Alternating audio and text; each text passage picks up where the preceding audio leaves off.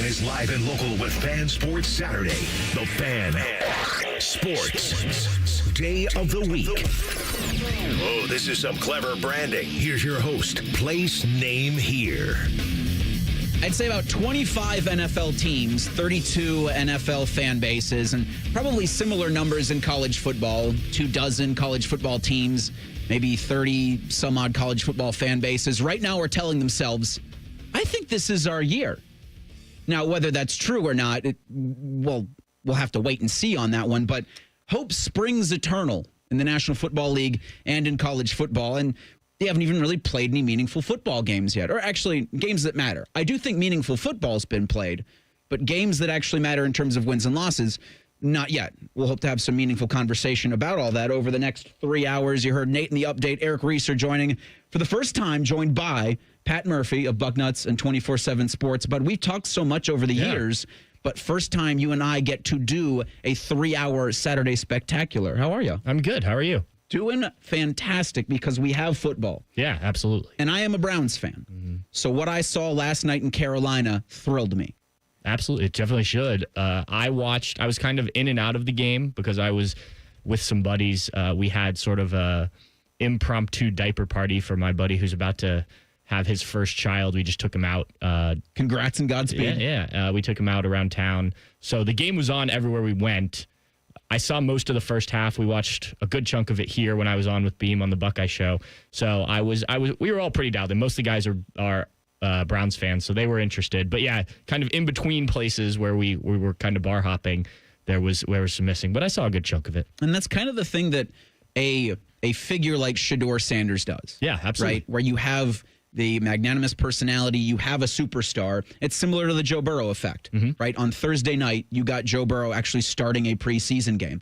And so it's two very different ways the Browns and Bengals are going about their preseasons, but those two franchises are in two very different spots.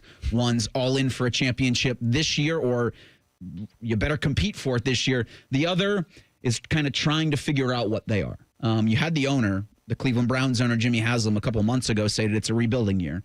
Then they signed Myles Garrett to one of the biggest deals ever given to a human being in the game of football. Both of those things tell you two different stories. But for Shadeur Sanders, 5th-round pick, usually doesn't get much play during practice in the preseason, doesn't get much play during the joint practices. You throw him out there for the preseason games. You know, it's 2s and 3s, going against 2s and 3s. And I know the Panthers had their 1s out there last night for a little bit. You saw Tep McMillan and Bryce Young. And I do think, to my point about those 32 NFL fan bases, if you're a Panthers fan sitting there seeing Bryce Young hook up with Tep McMillan and go, well, if they take a step in the right direction this season, we could be a playoff team. Now, that sounds absurd because it's a 5-12 football team last year, but that's what this time of the year brings to you. Absolutely, and crazier things have happened. Yep. Let's be honest. But that is why this is fun. We get to hope springs eternal, I guess is how I would say it, is that everyone, almost everyone, maybe not every fan base, but most of them, you can justify like, hey, if this goes right and this goes right, we're going to be in contention for a playoff spot. You know, and it's different for every fan base too, because some want the Super Bowl, right? Like if you are the Eagles, you are the Chiefs, you are some of those teams that have been around that you certainly are expecting a team to be back there and you know, competing for that. Some teams it's like, hey, let's get to the playoffs and see what happens, because you never know. And some teams it's like, well, let's see how the season plays out. Maybe, even if we do think it's going to be bad, maybe something surprises us. And that's what you're looking for in the preseason, whether it's watching those games or reading whoever's covering it or whatnot. And that's the fun of this time of year before the games actually get going. And to the point about the Panthers, and we'll do some more Shadeur Sanders conversation, how it relates to the Cleveland Browns and what they've got going this season, similarly with Joe Burrow and the Cincinnati Bengals. But for the Panthers, you go 8-9, 9-8, you might put yourself in position to win the NFC South. Yeah. There's the definite possibility that you could at least be right there at the end of the season. And that's what you want, right? As a fan, I think at the very least, and you know, that's what we talk about with the college football playoff expanding, right? Is you want the opportunity to have meaningful games at the end of your season. And so I think that's a team that certainly could if these things go right. Do you think my math's correct there with the 25 college football teams and about 30 or so college football fan bases right now tell themselves, we could make the college football playoff. If you're ranked, like I know we're going to talk about the rankings later. If you're a AP poll top 25 team coaches poll, if you want to do that, I think the AP poll is generally more accurate, sane. Yes, yeah, that too. But if you are in that top 25, we saw it last year. I mean, even teams that weren't, Indiana, Arizona State. So that's what the 12-team playoff has done. But I think right around that top 25. I think it was Joel Klatt, I could be wrong on that, say this past week that they thought the top 9 teams in the coaches poll could win the national championship. And I went through, and I think it's probably pretty accurate. Like a couple of those teams, we'll see what Oregon is. A lot of changes with Oregon. They don't have the veteran quarterback. LSU obviously with sort of the injury, and we'll see what happens with Nussmeier. Alabama, can you get back to that level? Or are you still under kind of a bit of a Saban hangover? But there are reasons to argue for all of those teams, right? And then you have Texas, Ohio State, Penn State, those teams that you expect to kind of be in the mix at the end. Yeah, sad to see that Joel Klatt doesn't have the U being back this year. Yeah, but you lose a quarterback like that, and they got a quarterback. They paid $4.5 million for.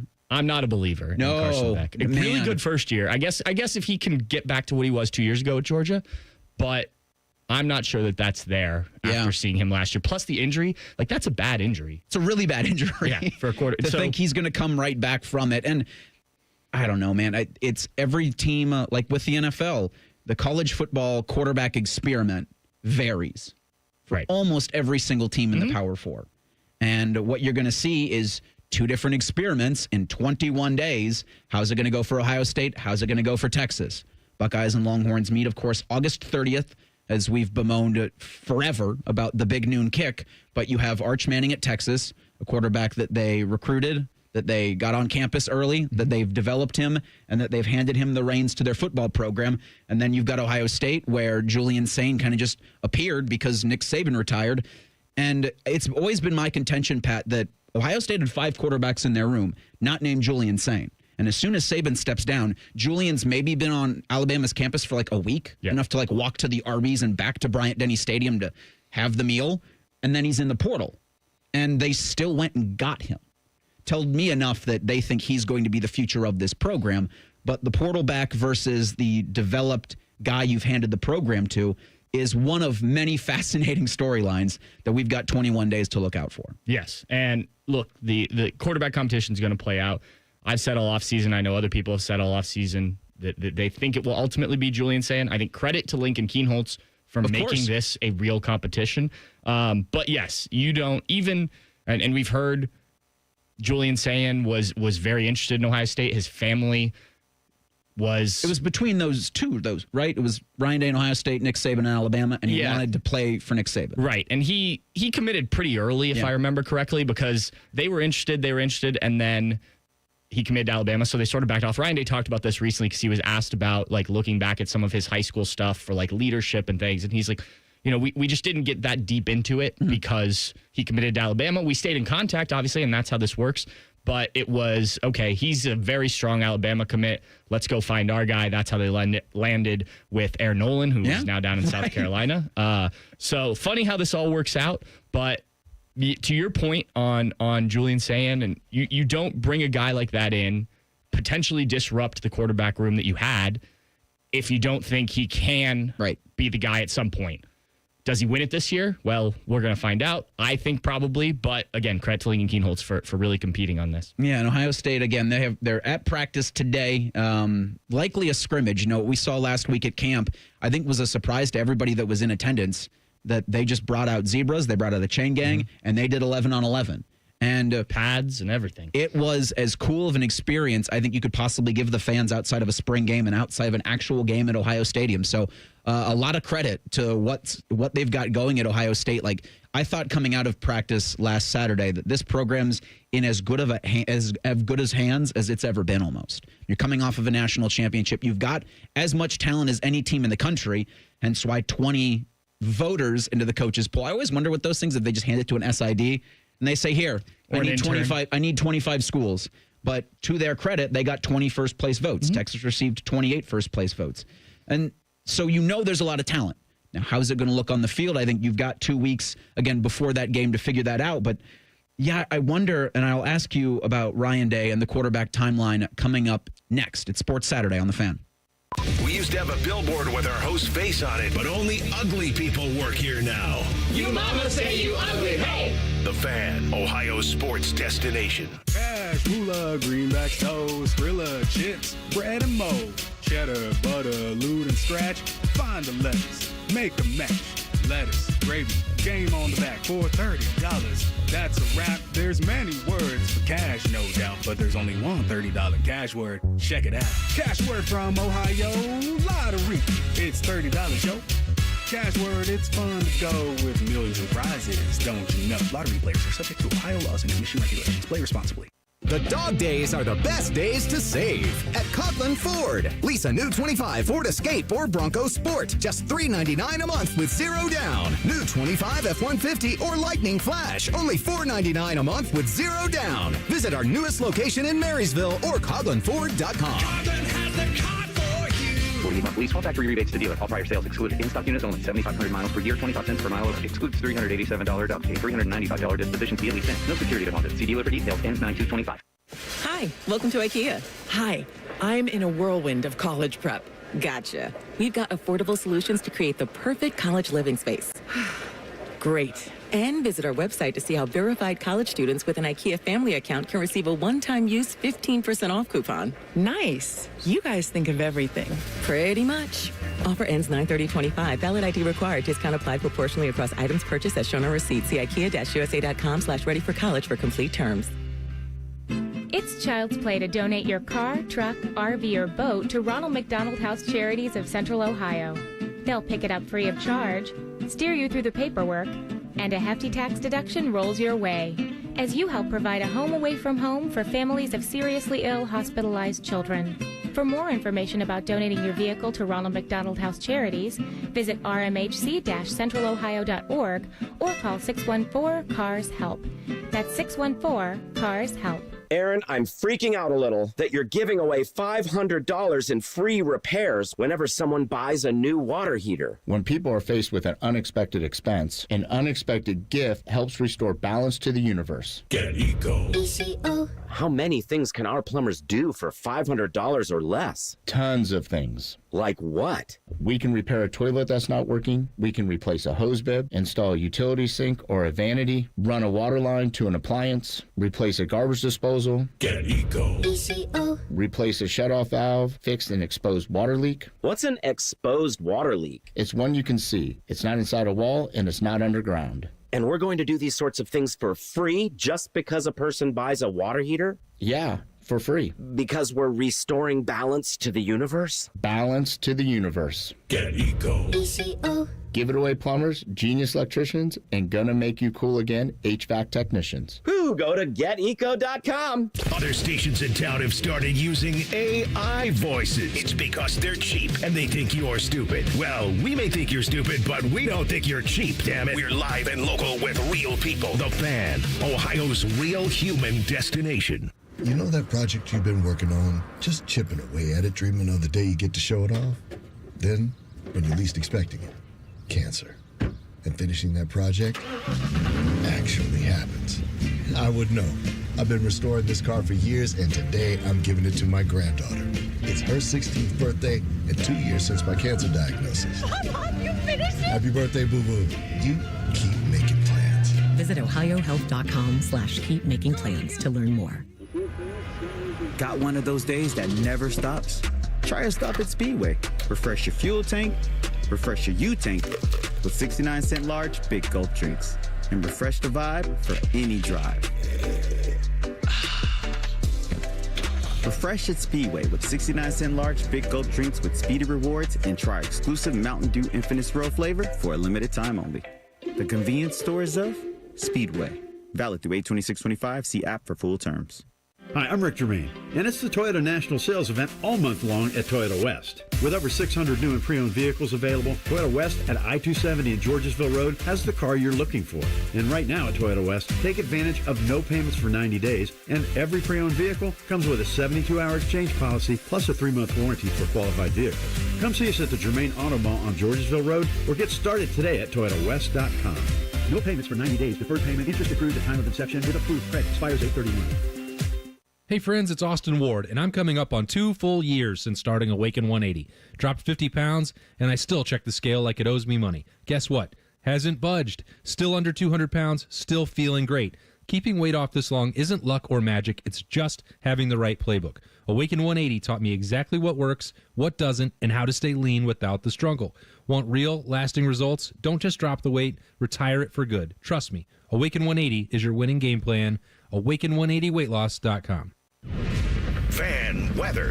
From the Logan AC and Heat Services Weather Center. I'm meteorologist Aaron White here with your 10 weather impact forecast for your weekend. We're tracking sunshine, but also rather toasty temperatures up to around 90 here for today and tomorrow. The wind out of the south at about 5 to 10 miles per hour here for the weekend. As we head into the work week, we are going to be tracking a rise in humidity, but along with that heat, highs around the lower 90s here for Monday and Tuesday, but with the humidity, that will also fuel the chance for showers and storms here by the middle of the week. And that's a look at your 10 weather impact forecast here on 97.1 The Fan. We test marketed naming the show A Guy and His Butlers. Oh, that is very touching. But we thought Bishop and Friends had a better ring to it. Weekday mornings at 9. The Fan. Just because it's the weekend doesn't mean we shut up. This is Fan Sports Saturday. No, there's way too much football. You can't shut up, especially this time of the year, 21 days out from Ohio State and Texas. Eric Reiser, Pat Murphy at Bucknuts, and 24/7 Sports along for the ride until 1 o'clock this afternoon. Then we're going to step aside at 1. Buckeye Replay will bring you the 2025 Rose Bowl quarterfinal matchup between the Bucks and the Ducks in Pasadena. A very friendly Buckeye broadcast if you're so looking forward to what I would hope, Pat, is an Ohio State approach to Texas. Is you play confident, you play aggressive, and you let your playmakers shine. One of the things that I think was a quiet but important takeaway from the playoff run is I think Ryan Day found the right recipe. And maybe you needed a Chip Kelly to come in and kind of be like, Coach, this is where you're best. Like, let's let it hang, you know? Why do you sometimes tighten up? And especially after that Michigan game, and we'll see again. We'll see it in Texas, like you mentioned, but especially come late November in that game in Ann Arbor. I think that's when it'll be tested of like, is Ryan Day, is this the guy we're going to get every game type of coach? Because we talked about it, you know, after the Georgia game was one where it was like, there it is. That's what Ohio State should look like every game, right? Like, we're going to throw it across the field. We're going to run the ball. Did CJ run there? Yeah, like it's Ryan Day coached a great game. Obviously, they lose that game, unfortunately, with the big plays given up. We don't need to go through that. But is this, and I think it is, like, I think Ryan's found this is what Ohio State football should look like. I don't need to play tentative. I don't need to be worried. Well, let's not worry about losing. Let's go win. Yes. And I think that's what you saw in the playoff. And I do think, you know, for this coaching staff, you don't have Chip Kelly, obviously. You're elevating Brian Hartline, but you retain and maintain a lot of the things that he established, especially in that 4-game playoff run. But you got to pick a quarterback. Right. And so the Buckeyes at practice today, again, 21 days until that Texas kick. Ryan Day is going to meet on Monday, August 11th, and then Monday, August 18th. Pat, you had pointed out earlier this week, and you know we talked a little bit about this on Bishop and Friends, where last year, August 15th, when he named Will Howard, Kyle McCord was named on August 29th, but that was probably the least confident anybody's ever made a quarterback decision at Ohio State. Even the Urban era, where he walked out onto the field and pointed at Cardale and said, "You." Kyle McCord on August 29th, or C.J. Stroud August 21st, Justin Fields August 18th. Because it's Texas, and because of those quarterbacks and those dates that I mentioned, none had as big of a task week 1 as what's being asked of this Buckeye signal caller. Does it become a thing where Ryan Day makes it this week, or are we looking more towards that August 18th, in your opinion? I think it'll be after the second scrimmage. Like, I think this scrimmage, assuming it plays out the way you want, you have an idea, right? And this is how they've typically done it. It's usually, you know, he's going to keep it close to the vest. And we're talking off the air during the break there. The guys start to know, right? Especially in the scrimmage. And guys may already have a sense, if you could get them off the record, truth serum, whatever, which way they're thinking. And you know, maybe you can read into some comments they've made in the past, or at the NFL Combine this past year, when now the questions were catered to these former Buckeye players. about Julian Sayin, but they were gushing over that arm. Now, there were some, but he still has to grow as a vocal leader and things like that, which we've heard throughout the offseason. But so maybe that is an indication of what those guys felt. But now you have more information, right, with the guys that have been there. And I think the scrimmage is always a good time because you can go through practice, you can simulate as much as you want. It's still not a game, but it's about as close as you're going to get to seeing what these guys are going to do on Saturdays when the lights come on and everything. I did think it was interesting after the spring game. I came away thinking, while they're both incredible, Julian Sayin, Lincoln Kienholz, like I reject the notion that we're overlooking Lincoln Kienholz because he's a great athlete. You'll hear from Ryan Day later on in the program how Lincoln can do everything and he's a black belt in jiu-jitsu. That's awesome. But I do think that Julian Sayin's the better quarterback. Now, with that being said, to your point, it takes so much more than just being a better quarterback to be the starting quarterback at Ohio State. Now, this job will be won by whomever by the smallest of margins. But that's what you operate here when you're at Ohio State. Right. I mean, talk about that, the Sugar Bowl against Georgia. The smallest of margin. A football went to the left when it should have gone to the right past midnight. That's the difference in what could have been an Ohio State national championship. Exactly. But these are the margins we operate with. Yes. And this is what's going to separate this quarterback battle. Not necessarily the arm talent, not necessarily the athleticism. It's who's making the best decisions, who's making the best decisions with the football, who's making the best decisions reading defenses, and who's being the best leader of this offense on the field. Yeah, Ryan talks about it all the time of, can you move the ball down the field, take care of the ball, take care of your job in the red zone, command the huddle, and be the leader of the team. And those are things, and sometimes it takes until after you've been named the guy, right? Like you can do it, but guys are naturally, say your best friend on the team is Lincoln Kienholz and you're an offensive lineman and you just, Julian Sayin, you just may be inclined to that because you and Lincoln have a different relationship. But once a guy's named a starter, it's like, okay, that's our guy. Let's go. We're all behind him, right? So I think there is something to, you've got to prove it to earn it. But then after you've earned it, that's sometimes I think when you really see it start to blossom because other guys know, and too, that changes your confidence in, look, and you brought up the Cardale thing, right? I asked him at the end of that season, we were at, I think it was the Fiesta Bowl Media Day, like no one was talking to Cardale, which I thought was crazy because we all the game wasn't that exciting. Like what are the storylines here? It's like, let's go here. If Cardale will talk to me about this. And so I went over and talked to him and he was very forthcoming. And one of the things he said, and it'll always stand out to me, is I was told I was the guy at the beginning of the season. And then throughout that first half or whatever it was of the season before JT took back over, I'm looking over my shoulder because it just didn't feel like I was actually the guy, right? I always had to worry about JT behind me. And that's what you don't want to do.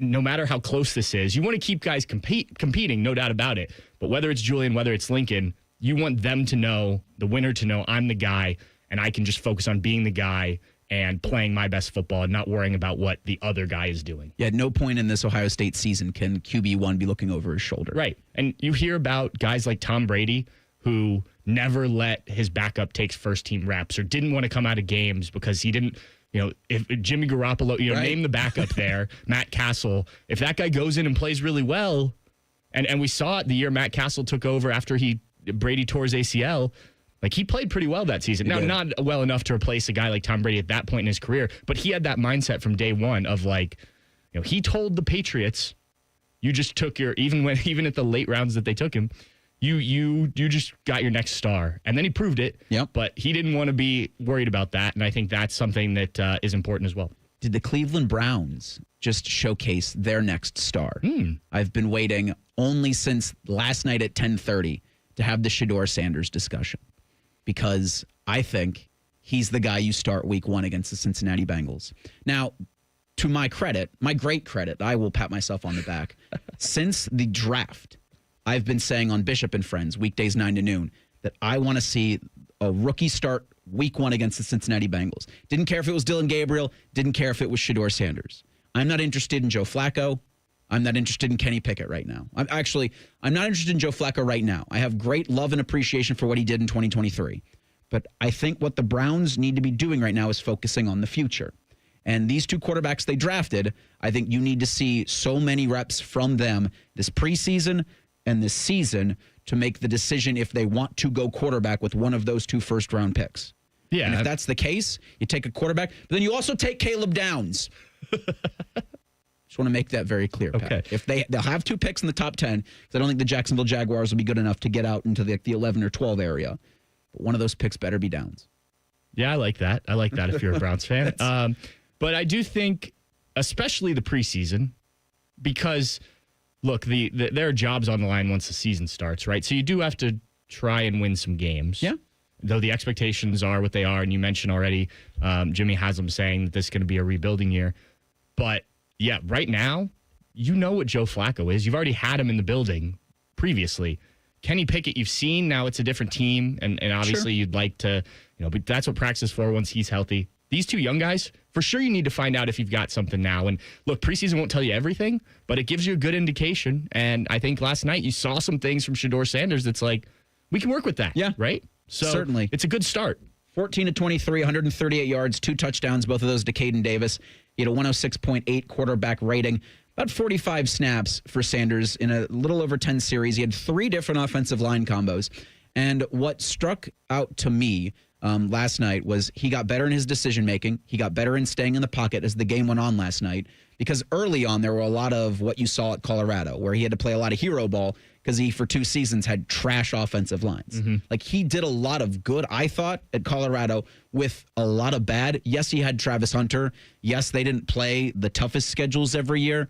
But I thought, and I still think for a rookie quarterback, the most important thing, in my opinion, is you can take the crap that's given to you, because no rookie is really put in an advantageous situation. No. Your rookie quarterback, especially if you're a first like Cam Ward, it's going to be very difficult for him this season. But that's what happens when you're a rookie.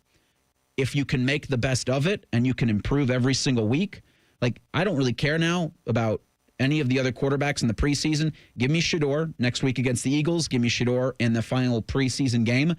And I do think it'll be Flacco to start week 1, because I was just on Twitter, as you do during a game, and I saw that Joe Thomas said on the television broadcast that Kenny Pickett's probably going to be sidelined a couple more weeks. And so, Pat, if that's the case, okay, then you can keep Pickett in case of emergency, break glass. Flacco's your week 1 starter, but just have Shadeur ready every single week to get the cane and pull him, because you don't have to tank with Shadeur, because I don't think he's going to go out there and tank. He might F around and win you a game or 2. And that'd be good enough to keep the Browns in a top 5 pick situation. Right. Yeah, I've been, the Shadeur situation is weird for me because the Colorado stuff, like, I don't know, it just rubbed me the wrong way, the way Deion did that. And look, I think you have to do it that way to get somebody like that on the map. That's neither here nor there. When we were at the Combine again, Shadeur's press time, circus. There was. Yeah. But I was really impressed with a lot of what he said. I stood there with Stephen Means of Cleveland.com, and he's a Browns fan, and it was like 5 or 6 minutes in, and just like Shadeur's confidence and bravado, and he looked at me and goes, yep, that's all I need to hear. Browns should draft him. Now, I don't think he expected it to play out the way it did in terms of when he got drafted, but it was impressive. And so from there, my mentality's changed on him a little bit. Like, the Colorado stuff's gone. Okay, let's look at what he can do in the NFL. Yeah. And I've been really impressed with the sound bites I've heard from him in preseason camp, and some of that stuff, some of the highlights that have come out. And then I thought last night, once he settled in, like you were saying, it was pretty good. That first touchdown, that's a great throw. Yeah, that's an NFL throw. Yeah, and now, you needed to see something like that, right? Even if it's just a play or 2 in the first preseason game, that speaks volumes to what he can do. As long as he cuts it out with the speedy driving, I think that last night, if it's not for the Cleveland Browns, there's a handful of NFL talent evaluators. There's a handful of NFL talent evaluators that are sitting there and saying, I can make that work. Yeah. So I think what he showed you last night is he's got a chance to have a career in the league that spans more than just a couple of seasons. And if you're the Browns and you got a rookie quarterback, that's as best as you can hope for.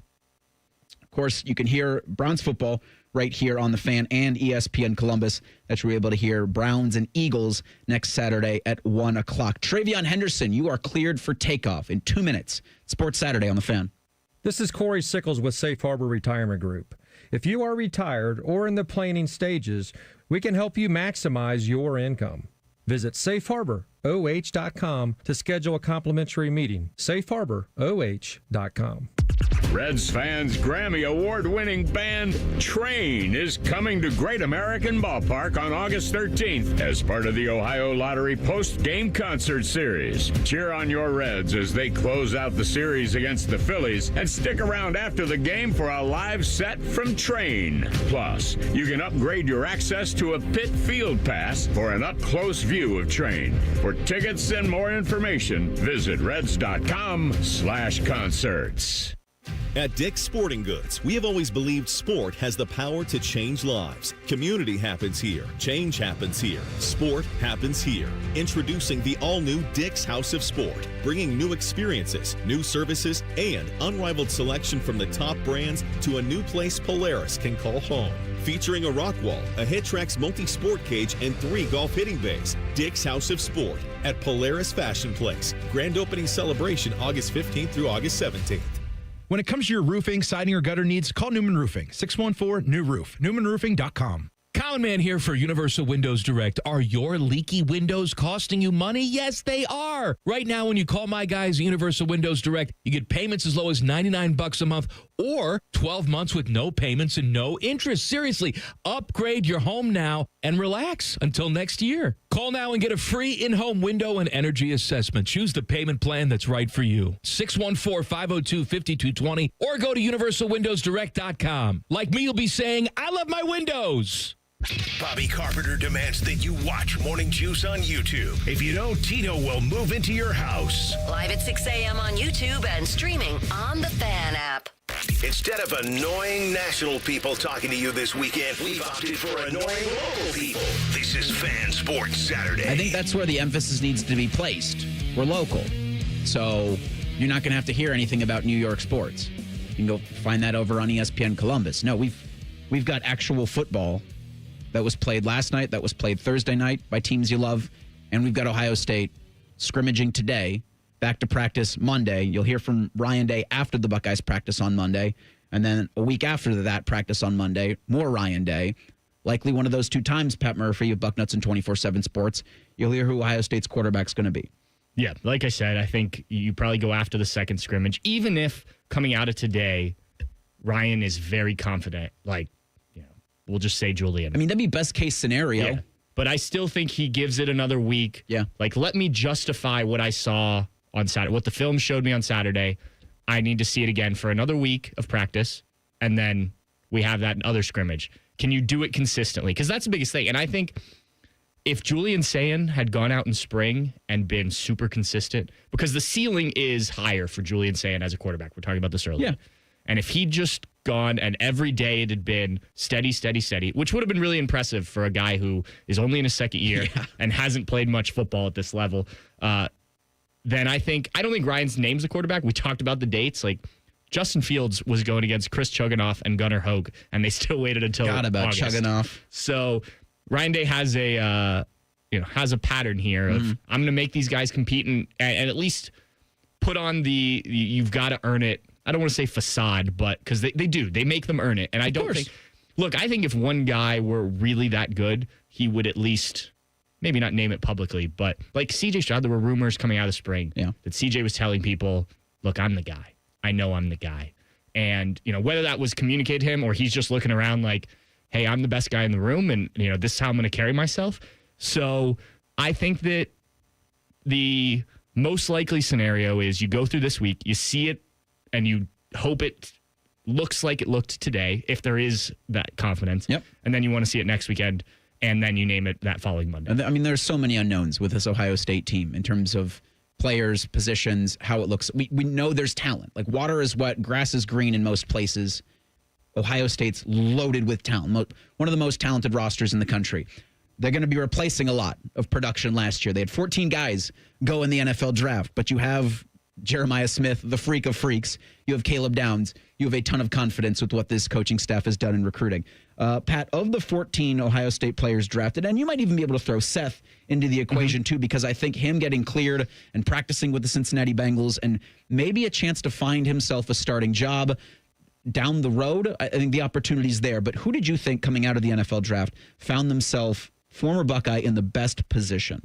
I think the obvious is Emeka Egbuka. Yeah. First Buckeye taken, going to Tampa Bay Buccaneers. He's got a quarterback in Baker. Sorry to bring that up. It's all right. I'm over it. Yeah, sure you are. Fine. I'm fine. Yeah. Don't ask me if I'm mad. I'm fine. And they've got 2 other established receivers there. Yeah. And, we've heard all the good stuff. Beam and I were talking about it on the Buckeye Show last night. Some of the stuff that's being said. He's their camp darling. Yes, exactly. But if we're going beyond him, I think Josh Simmons with the Chiefs. Yeah. Like, could you have walked in, assuming health, and it looks like he's healthy based on the clips we've seen out of their preseason, could you have walked into a better situation? Like, that's a position they've needed to get right. Josh Simmons, I think it's really unfortunate that we didn't get to see more of Josh Simmons in an Ohio State uniform last season, because I think he was on his way to really good things that second half of the year. And it works out. You win a national championship, he gets drafted in the first round, everyone's happy. But that's a guy I would mention. I like Tyleik Williams. I know I'm naming first-round guys here, so these are kind of obvious. But Tyleik Williams with that Lions defensive line. Yeah. That's, when healthy, they were really banged 15-2 last season. And despite being banged up, especially on that defensive line. So I like that one a lot. I have said that I think Jordan Hancock may be one of the steals of the draft. The versatility he provided the Buckeyes last year. Yeah. He can play nickel. He could play outside corner. That's where he started his career. He showed how he can drop as a deep safety now. He can do a lot of different things. How he fits in with the Bills and how much he's playing as a rookie, I don't know. But I think that guy's going to be really good in the NFL. So you're going to see Hancock with the Bills today as Buffalo is going to be hosting the New York Giants. That's a 1 o'clock kick for their first preseason game that Russell Wilson's going to be starting for New York, which is kind of an incredible thing to say. Russell Wilson, New York Giants starting quarterback. Emeka Egbuka is going to make his preseason debut with the Bucs as Tampa's hosting Tennessee tonight at 7:30. The one person I had said going into the NFL draft that I wanted on my team, and this is going to go back to my point of all Buckeyes that go are talented, but I want the person that TreVeyon Henderson is in my locker room. If I'm leading a team, if I'm running a franchise, I want that person. And then there's the fact that he's the absolute home run hitter. Last night in New England, they honored Tom Brady. They unveiled his statue. He made fun of Jets fans. They hosted the Commanders. And then the first person to touch a football in game regulation was, I guess he touched it with his foot. He kicked it to TreVeyon. TreVeyon caught it at the 1, took it 100 yards for a touchdown. That's the first Patriots play this season. Yes, it was the preseason. But Henderson showing that game-breaking speed that when he's out in the open field and he's healthy, has there been anybody better? He's certainly in that conversation. Right. From day one at Ohio State, that Minnesota game. A 70-yard touchdown run was his first. It was a screen or a sort of dump-off pass from CJ, who was also making his first start. So he does that. And then, look, there's been a bunch of them, especially in this playoff run, right? So you know what he can do as a Buckeye fan. Now you see him do it. Now, let's be clear. That was not the best kickoff coverage in the world. Oh, certainly they'll be watching that film and being like, all right, you're all cut. Yes. But you still got to go do it. You still have to have the speed to beat those guys, all that. TreVeyon, we know, does that. The thing for TreVeyon, I think he's in a great situation with New England. It's the health, right? That was it his sophomore and junior year. Because if he's healthy those 2 seasons, he's probably gone after his junior season. And, he'd probably already been playing in the NFL for a year. So if he can stay healthy, and they obviously have Ramondre Stevenson there, so maybe you can find something similar to what he and Quinshon had last season to not just throw all those snaps on him and risk some of those injuries. But look, for 4 years he was a great guy to cover. I wish him nothing but the best. I've never been a Patriots fan. As a Rams fan, they've beat them in 2 Super Bowls.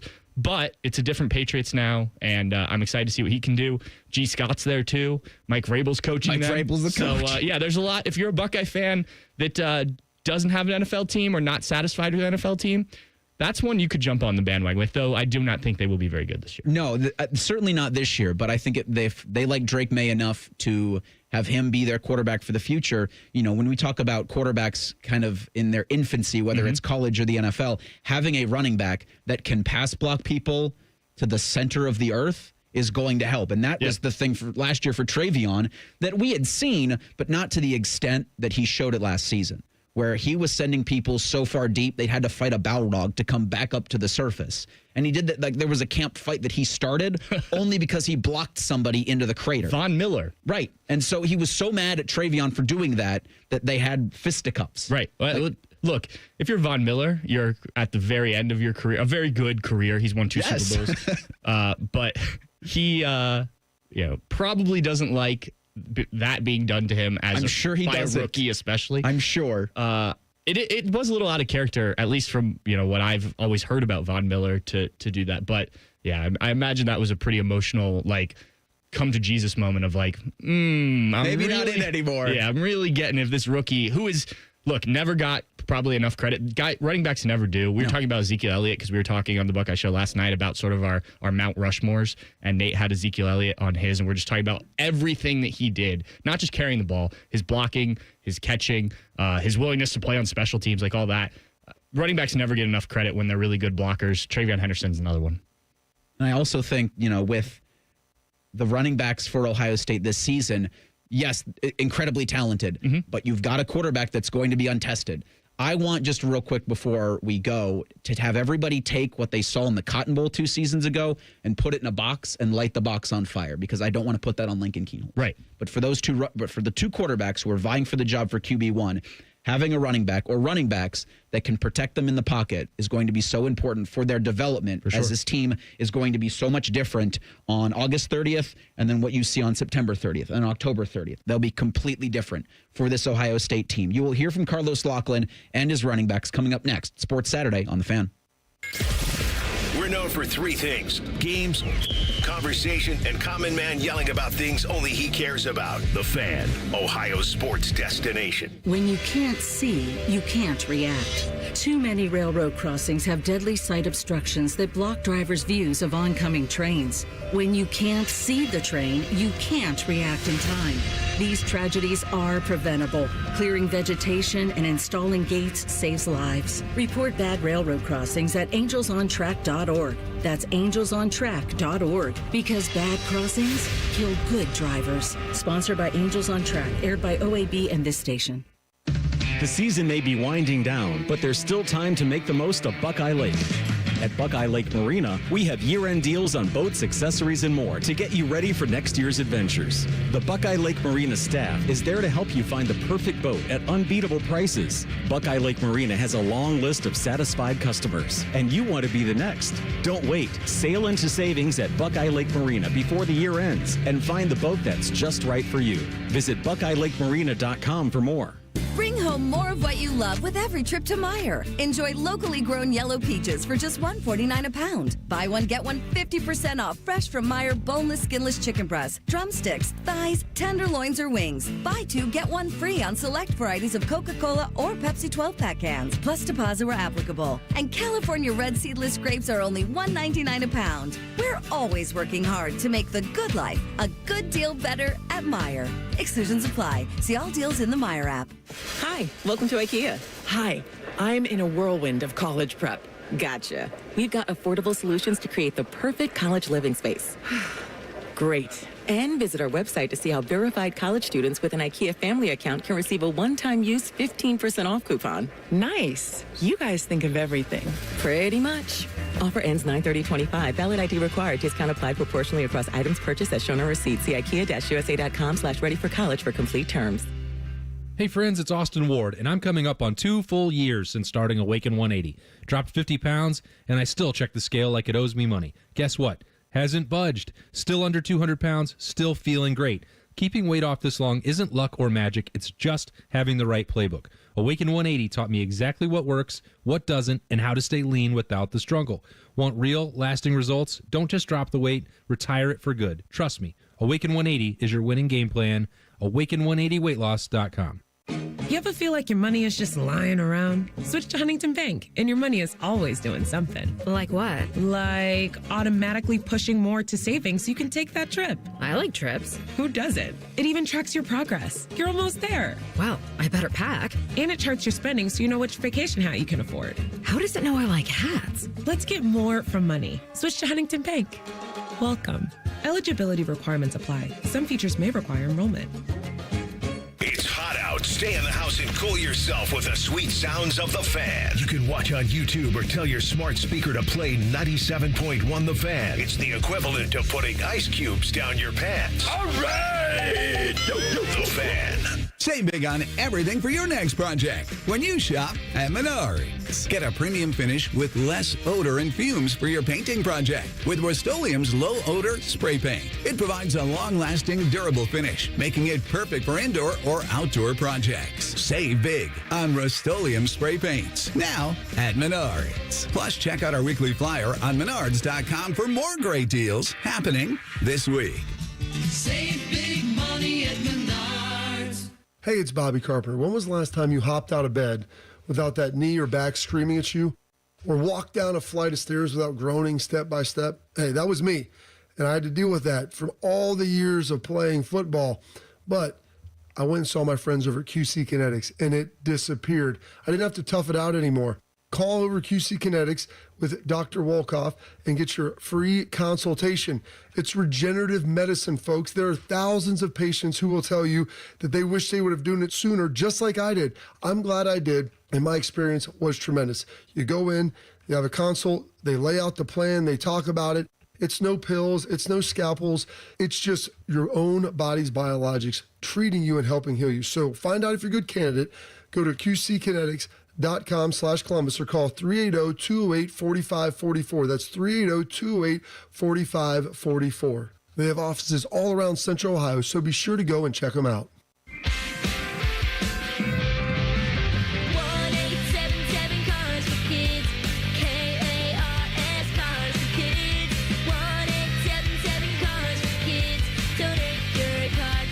Call 1-877-CARS-FOR-KIDS to reach a friendly live agent. Donation's super easy, and your car can be picked up as soon as tomorrow. Call us now, 1-877-CARS-FOR-KIDS. Did you know you can donate real estate too? The Fan Guest Hotline is sponsored by Federal Elite Heating and Cooling and Bryant, doing whatever it takes to keep you and your home comfortable. The Fan.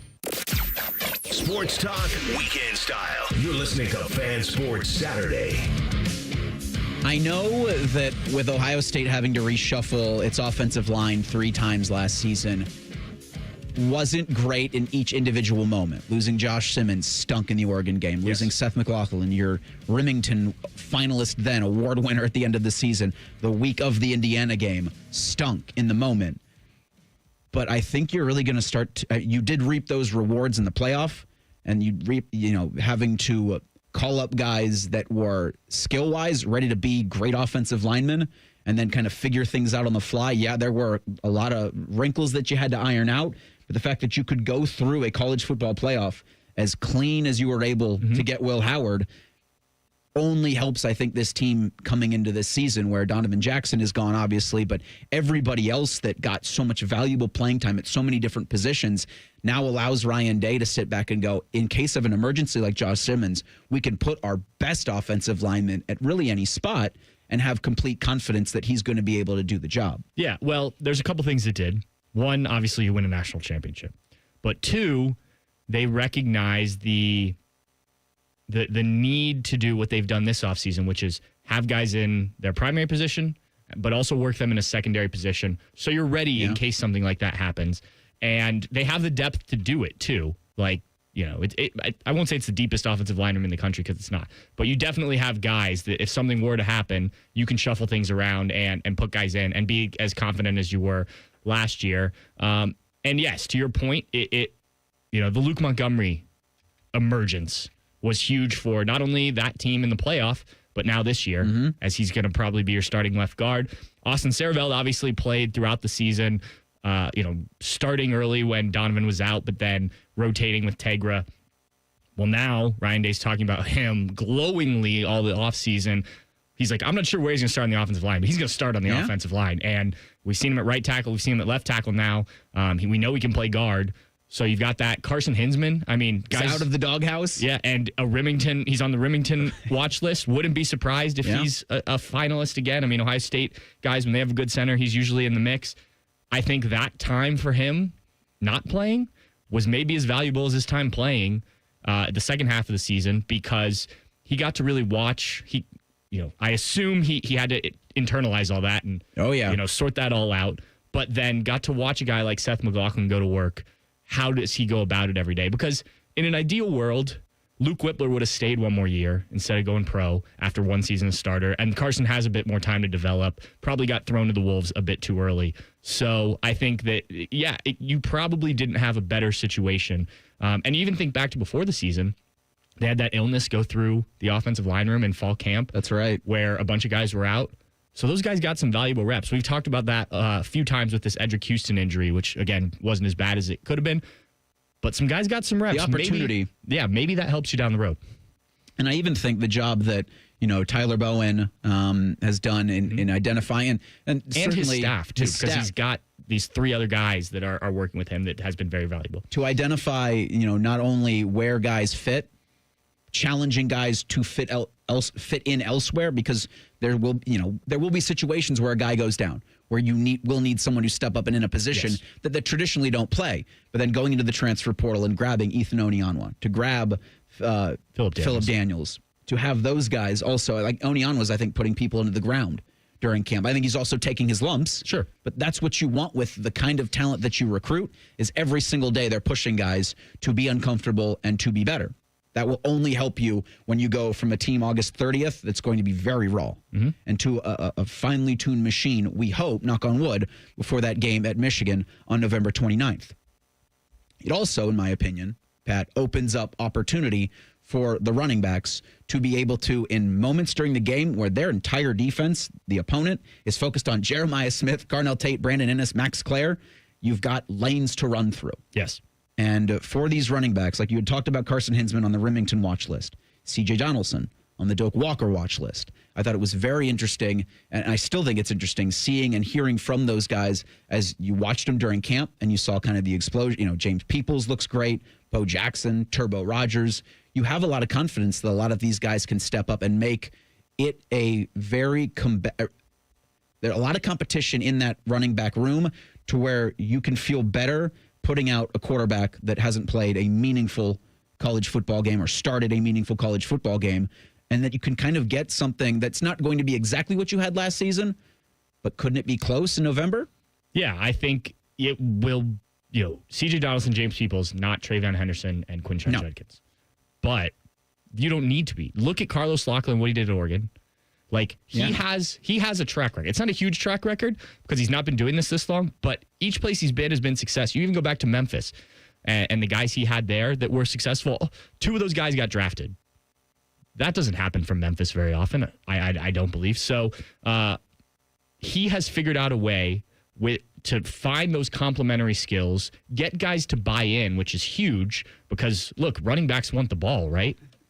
But they all want to be the bell cow. Yeah, but like James Peoples said it, the standard is 1,000 yards, regardless of how many carries you're getting. You don't need to be one guy all season to get 1,000 yards in this offense. Because of those guys that I mentioned catching, the receivers, the talent, it's going to be very hard, almost impossible for 2,000-yard rushers. But it doesn't mean one guy can't catch, one guy can't get it, and another guy can't be close, and maybe 10 or so touchdowns. You mentioned James Peoples, and he was available on Friday, and he talked about a new nickname for himself and C.J. Donaldson. I think it's going to be Sonic and Knuckles, man. You got that Sonic and Knuckles, you know what I mean? Like yeah, man, we both run hard, and we know he's, 6'2", 230. I'm excited to, see what he's going to bring and how we're going to be able to feed off each other. I think you're Sonic? Yeah. Just want to be clear. Yeah. And that, I think, tells you exactly what they're going to be doing with the running backs, is both guys are going to get as many opportunities to shine as possible. What they showed you last season at Ohio State is they go with the hot hand every game, but in short yardage and goal line situations, C.J. Donaldson's the hammer.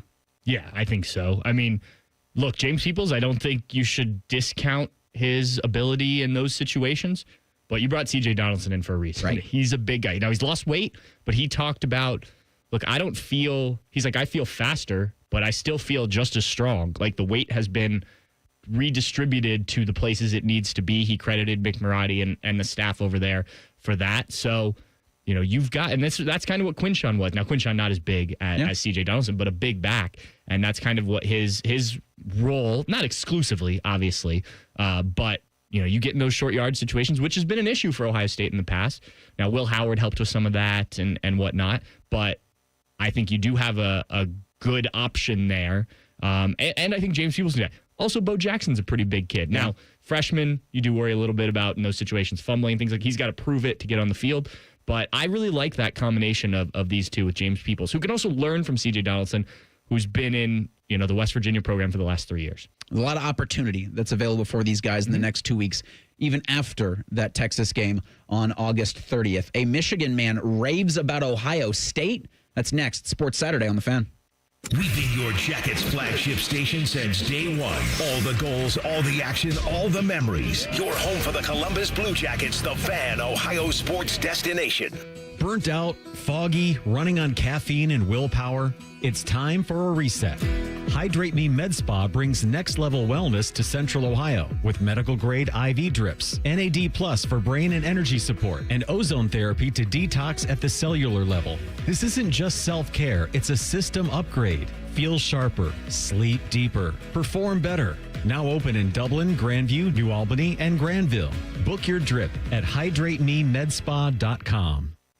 At Kroger, you never compromise. You get high quality and low prices. Like you never compromise your meal with our spring salad mix that's guaranteed fresh. And you never compromise your budget with lower prices on over 1,000 items. Hand it to Kroger shoppers. You never compromise. Kroger.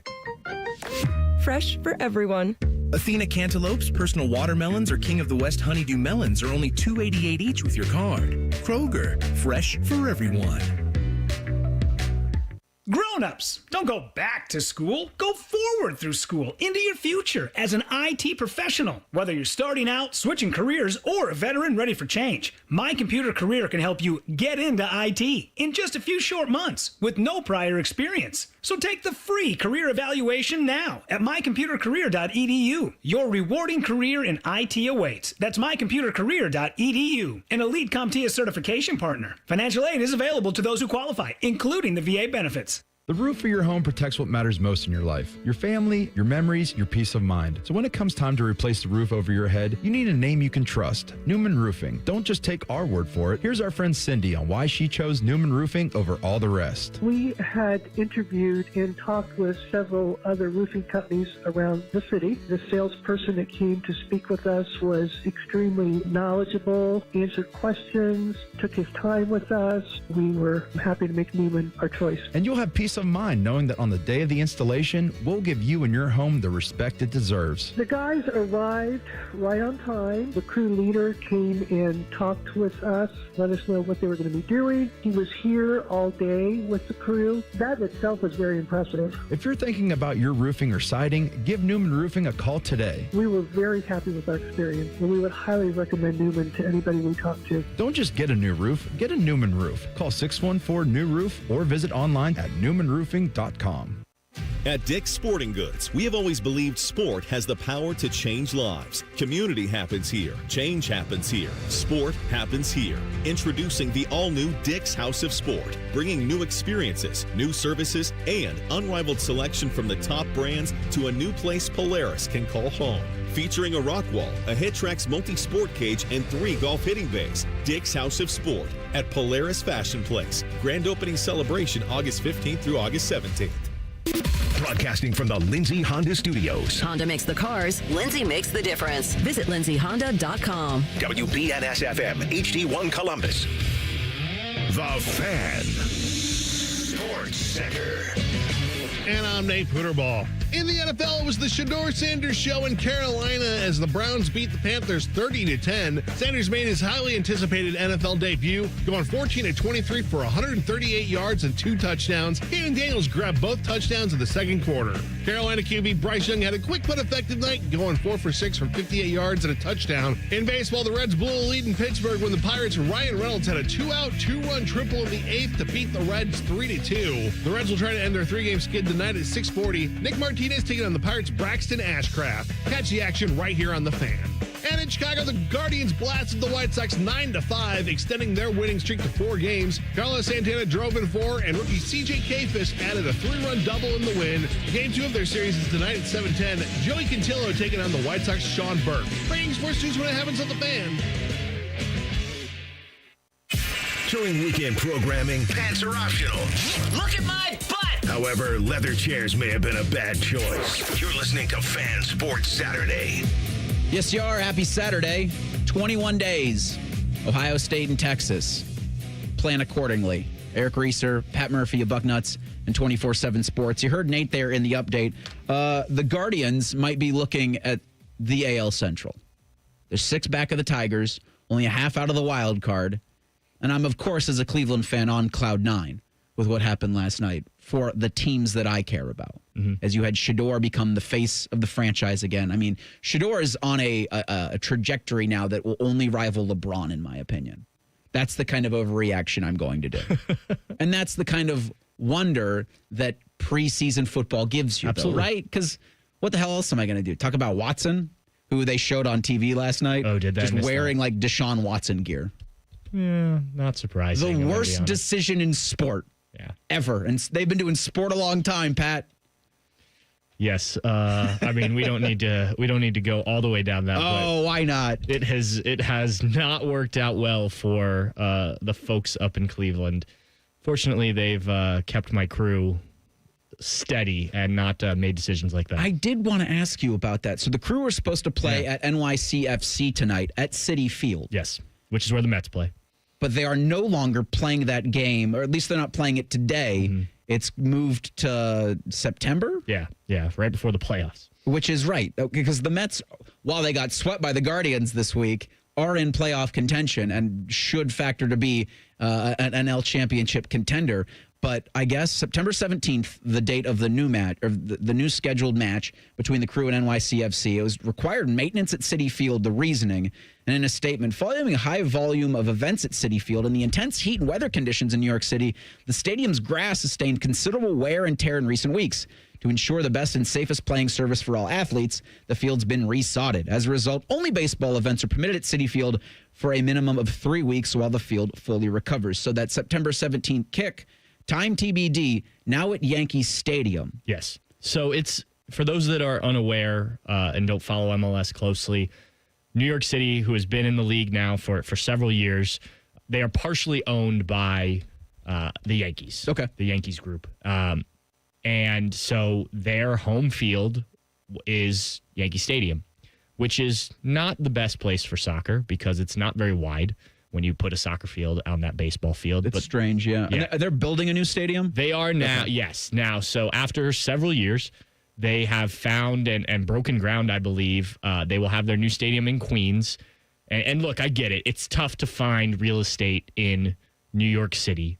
That's why the Giants and Jets play in New Jersey. Actually, the other MLS team in New York also plays in New Jersey, the Red Bulls. So this has been a thing for a long time. Like the stadium, when you go to Yankee Stadium, I went to a game there several years ago as a fan. It was cool to be at Yankee Stadium. It sucks as a soccer venue. The sight lines, the fans, I've talked to players about it. It's just weird. It's bad. So then a couple years ago, they started doing some of their games at Citi Field, which is bigger and actually works better. Still not ideal, but it was a better situation. But because you don't have your own stadium, you're kind of at the mercy of the major vendor, or the major tenant, I should say, there. And so this happens. Now, we were talking before about this, why not move it? Just bring it to Columbus. Yes, and that's what a lot of people have said to me. Or find somewhere else in New York that you can do it. Now, I think if you were to ask the league, the team, all that, I assume there's logistical stuff in terms of staffing and security and things like that.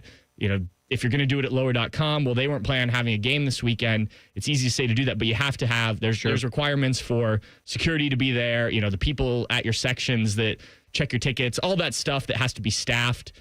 Like, that's a quick turnaround to try and do that, which is why I wonder why they didn't announce this earlier. But it's unfortunate. This is the problem. MLS had a rule. If you were going to be an expansion team, you had to come in with a stadium or a plan for a stadium. Yeah. Then when money became a thing that they could get from people that didn't have a stadium, they were like, well, we like money. So we're gonna accept a team like New York City. Don. Yes, or teams that are playing in football stadiums like Charlotte, which is the worst turf in the league. So this is the problem you get yourself in. It's unfortunate for the crew because now you're playing that game, you said September 17th. That is the fifth to last game of the regular season. It's now sandwiched in between two other games. So at a busy time of year, as you're trying to make a playoff push, you are going to have another game stuck in there where you have to go on the road. Because now Columbus, out of Leagues Cup play, is just kind of off. Yes, yeah. And the rest of the league's playing this week. Now, not the worst thing in the world to have a week off. The Leagues Cup is a separate tournament that they do where they play the Liga MX, which is the Mexican teams, and they didn't make it out of the group because they changed the format. That's a whole separate conversation. But the games were Tuesday, Friday, Tuesday. So having a little bit of a break after that, probably not the worst thing in the world, but you will have to make up for it here at the end of the season.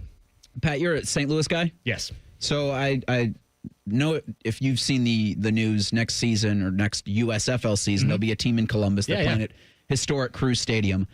When you saw that news, what did you think? Yeah, I'm excited. I think, look, I've watched before it was the XFL and now the UFL. Sure. I've watched it because St. Louis has a team and they've been very exciting. So I've paid attention to the league, and look, football in the spring, I'm all for it. It's not any worse than what we're watching college football in the fall. It's true. Right? These are pros. These are, a lot of these guys, after they have success, move on to the NFL. Now, maybe they're not stars in the NFL.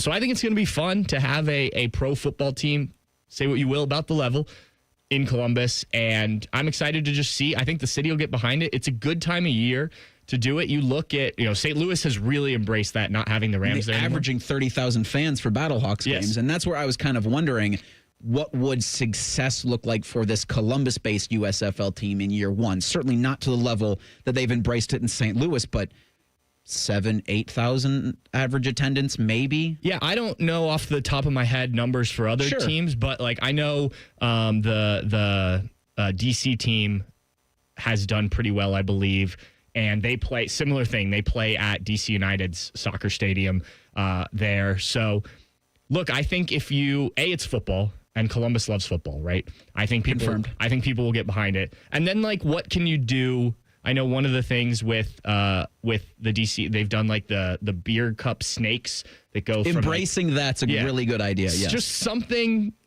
because it is, it's sort of like the Clippers, right? Yeah. It's not necessarily minor league, but it's kind of minor league. It's a social event with a baseball game attached. Right. So if you can find stuff, you don't need to be gimmicks, but things that you can wrap around. This is what Columbus UFL football looks like. I think people will really embrace that, and I think it'll be fun. To Pat's question, the average attendance for a UFL game was 12,000 fans last year. Okay. So you stack the team with Buckeyes, you can probably hit that pretty easy. Yeah, and there will be guys out there that I think would be willing to come back to Columbus and have some kind of professional career. I mean, it feels like the most obvious thing in the world, right? You figure out, I think of Mayan Williams, right? A guy who's trying to make an NFL roster, but injuries didn't allow him to be drafted. And so he was at this last Ohio State Pro Day trying to just work out. And I think he's right now signed with the CFL team, but I'm not sure if he's playing with them off the top of my head. But we're going to even try to get Tyvis Powell to try out for it. I know he's a few years removed, but as he's been able to, or at least he's tried to tell you that he could take one rep versus Jeremiah Smith one-on-one. He could tackle Derrick Henry, one rep. First off, if Derrick Henry hits you, you'd Thanos explode. And then if Jeremiah Smith, if you tried to, it would be one move and both your hamstrings are going. But if he's confident enough, and if the USFL team in Columbus, whatever they're going to be called, maybe do a scarlet and gray color scheme if Ohio State will let you. I think you should do as close to the other professional football team in town gets you, will only help you. Yeah. Mayan Williams, by the way, on the Toronto Argonauts. Has he played it all this season? I did not. I haven't looked that up. I just pulled up his Wikipedia page. I think do what you can to get the community into it, whether that is something like finding things in the stands or something, whether it's connecting it with former Ohio State players, colors, just find a way, because this city loves football, and you only get it, so many Saturdays in the fall, right? Now bleeding into the winter a little bit. Yeah.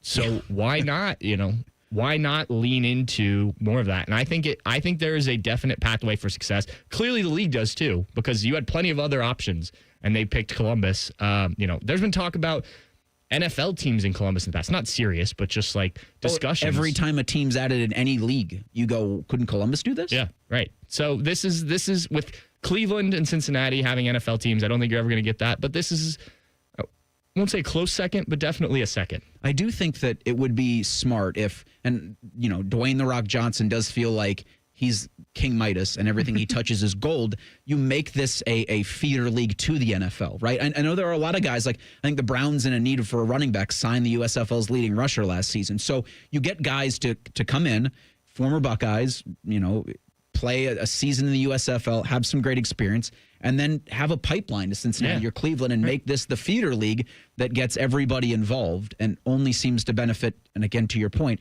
give a bunch of people a bunch of money. Right.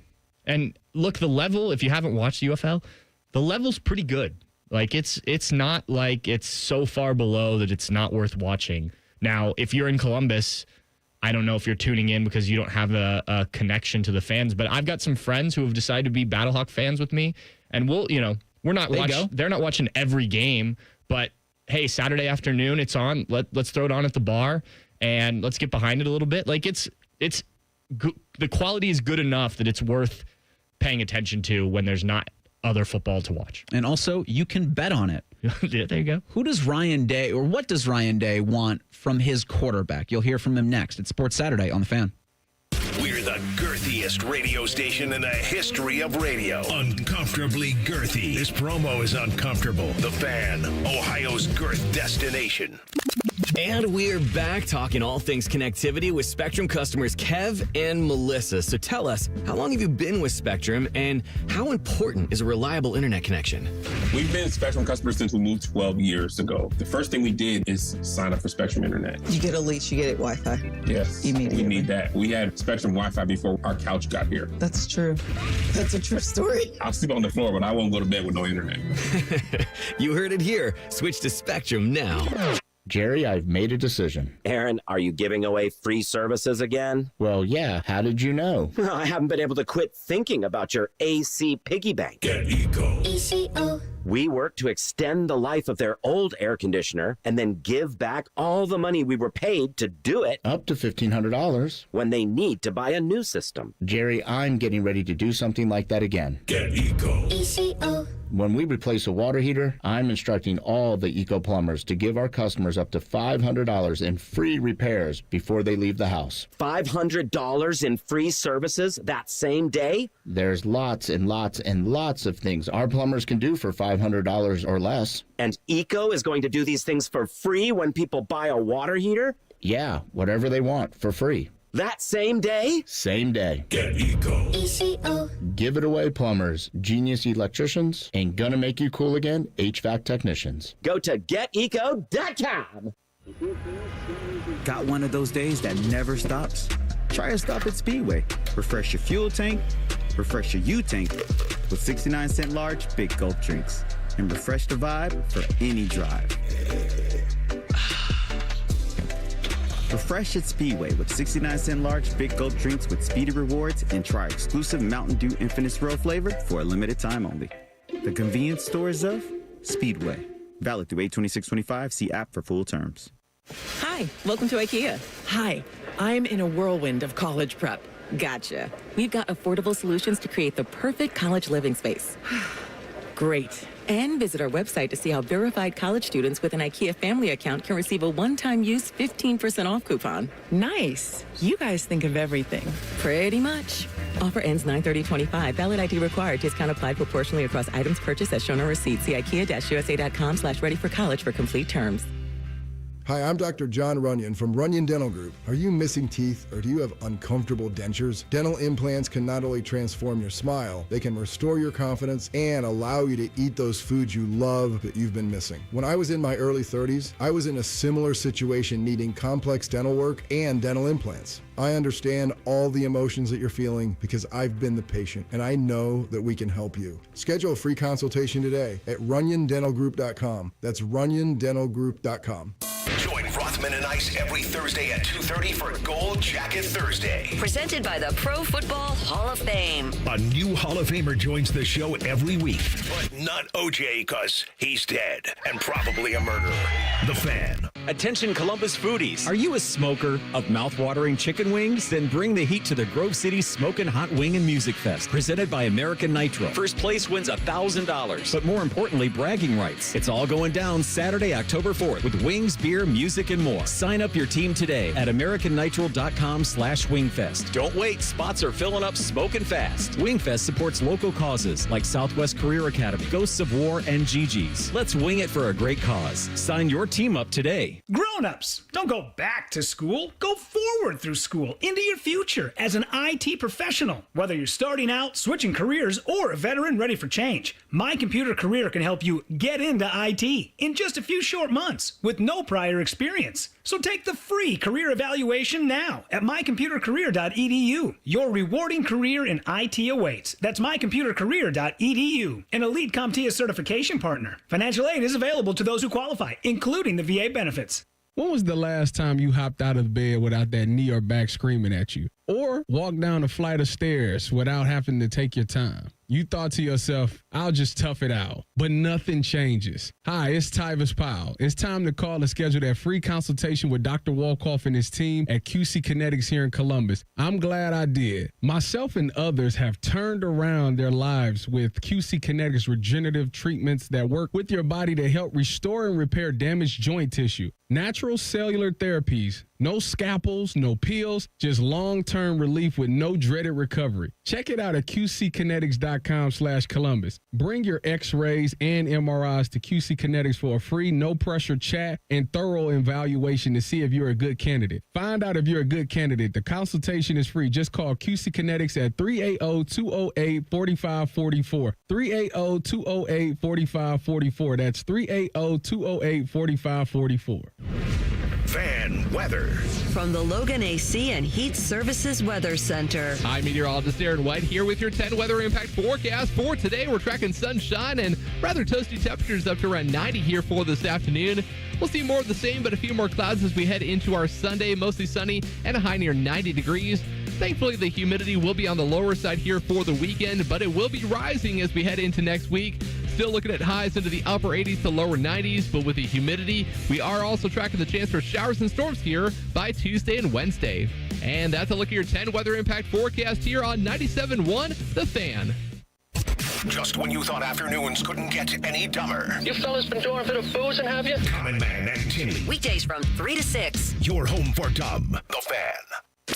Live, local, and still slightly drunk. I'm not drunk, all right? I just have a speech impediment. This is Fan Sports Saturday. I've been told my voice is the worst way to nurse a hangover. Eric Reiser, Pat Murphy of Bucknuts and 24/7 Sports. Stefan Krajisnik of Cleveland.com is going to join us here in about 10 minutes. He's been in the thick of Ohio State's fall camp. Buckeyes are scrimmaging today. It's practice number 9 for Ohio State. And again, 21 days from that game against top-ranked Texas. Ohio State comes in at number 2 on the coaches' preseason top 25 this week. Monday, shortly after noon, the Associated Press is going to release their preseason top 25. And, Pat, I kind of think that it's going to look similar. Yes. We'll have Ohio State and Texas 2, 1, respectively. I could see Penn State being 2 in the AP poll and Ohio State being 3. Just with all the hype this offseason. But, yes, I think it'll look very similar. The Nittany Lions got 14 first-place votes from the coaches. Georgia got 3 first-place votes. The Bulldogs coming at 4. Clemson at 6. They got 2 first-place votes. Notre Dame's at 5. The Irish did not receive a first-place vote. But, Pat, I wonder with Penn State, and you're right to the point that there is a lot of hype with this Nittany Lions squad, and understandably so. I think the hurdle that people keep tripping over is the James Franklin piece of it, where you just don't trust the man to win a big game. And now we'll see on November 1st. And the thing that I think that's hurt Penn State for a while now is their lack of a real deep threat. And they've tried for the past couple of years to go into the portal to get one. They don't have Tyler Warren this year, but they have arguably the most experienced and best running back tandem in the country. I think Drew Aller is sometimes maybe good, sometimes maybe bleep. Aller's fascinating to me because the last pass you saw him throw was to a not Penn State player. Right. And then him come out and say, I was trying to ground it. You threw it at his chest, man. Yeah. Well, and he didn't complete a pass to a receiver in that game, which I don't know if that's saying that much about him or Penn State's wide receivers, as you were discussing. Look, to me, the James Franklin conversation, which is real because, like Ryan Day a year ago. Certainly. You're going to have that heat until you prove it. But I think 1B for them is Drew Aller the guy? Like, he's their guy, but is he that guy? Is he? And look, Ohio State just won a national championship with Will Howard a year ago. I think a lot of people would have been like, well, maybe that's what holds the Buckeyes back if they're going to go with this Kansas State guy. So maybe Drew Aller takes that big leap. Maybe the receivers help. Certainly has plenty of other players around him. Those running backs are nasty. That offensive line should be really good again.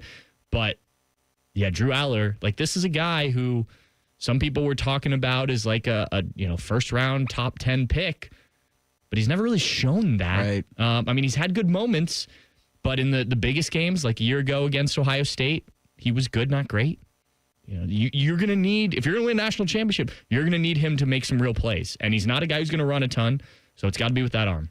One thing that certainly helps Penn State this year, if you're in the camp of I don't trust James Franklin in big games, their schedule does not have a whole lot of big games in it. I count 2. Yep. OSU and Oregon. Mm-hmm. And Oregon's at home, and it's a whiteout. How about that? Look, certainly unrivaled. That is what the season probably comes down to, that game in early November when they come to Columbus. Yep. Now, the thing is, as we saw last year, you can lose that game. You could even lose the Oregon game. They could still very much be in the playoff and make that run. But I do think it's a little disingenuous. They're certainly trying the method that Ohio State used last year, the Michigan the year before, but they don't have as much coming back. No. Like, Ohio State did lose Marv, no doubt about that, and that was a huge loss. But they'd stack so much talent. Penn State does have a lot of talent, and they have depth, but you lose Tyler Warren, it's not like there's an Emeka Egbuka or a Jeremiah Smith. There's not a next guy up like that. Right. Now, they do have some talented tight ends, and you mentioned these receivers.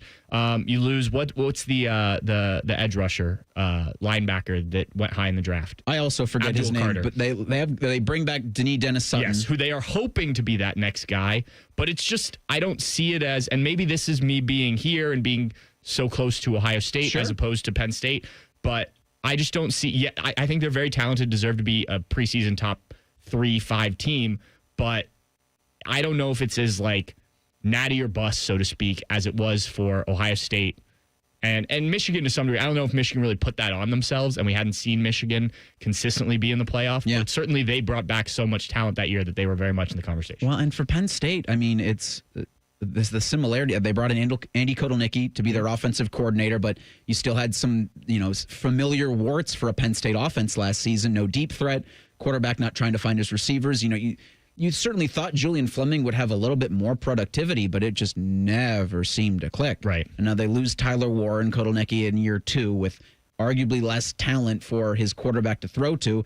They bring in Jim Knowles as a defensive coordinator, and I can't help but think for Knowles, does he enter Penn State in a similar way he entered Ohio State? Of here's my Webster's dictionary-sized playbook. You've got to learn this. Less of what you've seen from Matt Patricia, where he comes in and says, what kind of guys do I have to work with? Right. Because I'm going to fit the defense to you. If Franklin, in my opinion, goes to Penn State and he says, no, this is the defense we're running. Y'all better get on board with this. They're going to lose real poorly. They're going to lose games they should not. Yeah, and that's the thing. And I talked with, after the Jim Knowles stuff, I talked with our Penn State guys about this. Is the Jim Knowles defense, assuming they're going to run the Jim Knowles defense, and I don't know why you hire Jim Knowles if you're not. It takes time. We saw it here. We're talking about that game against Georgia in the College World Playoff semifinal a couple years ago and the big plays that they gave up. And then finally, 2 years later, it really clicked. You look back at Oklahoma State, same thing. They got better every year. Now, Penn State is coming in with a really good defense already in terms of personnel and what Tom Allen did there last year. But to make it all work, it may be 2 years from now when that defense is does James Franklin have time? Probably. I don't think he's going to get fired because this team is probably going to be in the playoff. Sure. But, in terms of winning a national championship, that we saw how good that Ohio State offense was in 2022. And they came close. To your point earlier, the ball went left instead of right. But inches. That offense was so good, it made up for some of the defensive growing pains, we'll say. Does Penn State have enough of that if there are similar growing pains? Because that Ohio State defense was talented. They had good players. Look at what those guys became. It's just a matter of getting that Jim Knowles scheme down because it is complicated. And when it works really well. But it does take time. Well, there's a lot of consternation that once they simplified it, you started to have guys think less and play more free. Yeah. And I do think, and what I've heard from Matt Patricia is that's exactly how he's going to run things. Because certainly, as we've talked about this team being a different team almost weekly, with what's so new and what's so raw for these Buckeyes, is that you're going to be able to, as the season progresses, take guys and give them more responsibility, give them more assignments. But week 1 against Texas, I'm replacing 8 starters. I'm Matt Patricia. I'm just looking, see ball, just go get that. Yeah. And you're not making it too much more complicated. And I was trying to think of the term that Knowles wanted for a specific linebacker. Was it Leo? Yeah, they came in and they were just the Jack and the Leo position. And I don't think it ever materialized. No. And I always talked about you don't really need, like at Duke and Oklahoma State, you kind of need that guy because you don't have the talent all over the defense. Sure. At Ohio State, you didn't ever really need that. And I think the difference between Jim Knowles and Matt Patricia, because I think they are both great defensive minds, yes, is in college football, each year you go out and you recruit the guys to what you want to do. In the NFL, you draft free agents, all that, but like you've got to make it work with what you've got a lot of the times. And sometimes in the draft, that guy doesn't fall to you. Mm-hmm. And so it's like, okay, what's the next best option? And maybe the next best option is an offensive guy. And so you don't get the defensive guy you thought you were going to get in the first or second round or whatever it may be.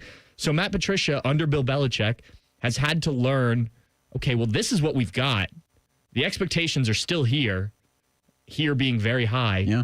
How do we get there with this group? And so I think that is something that will be advantage Buckeyes. And again, this isn't to take away from Jim Knowles because he is very good at what Certainly he does. No. They're just different. Yep.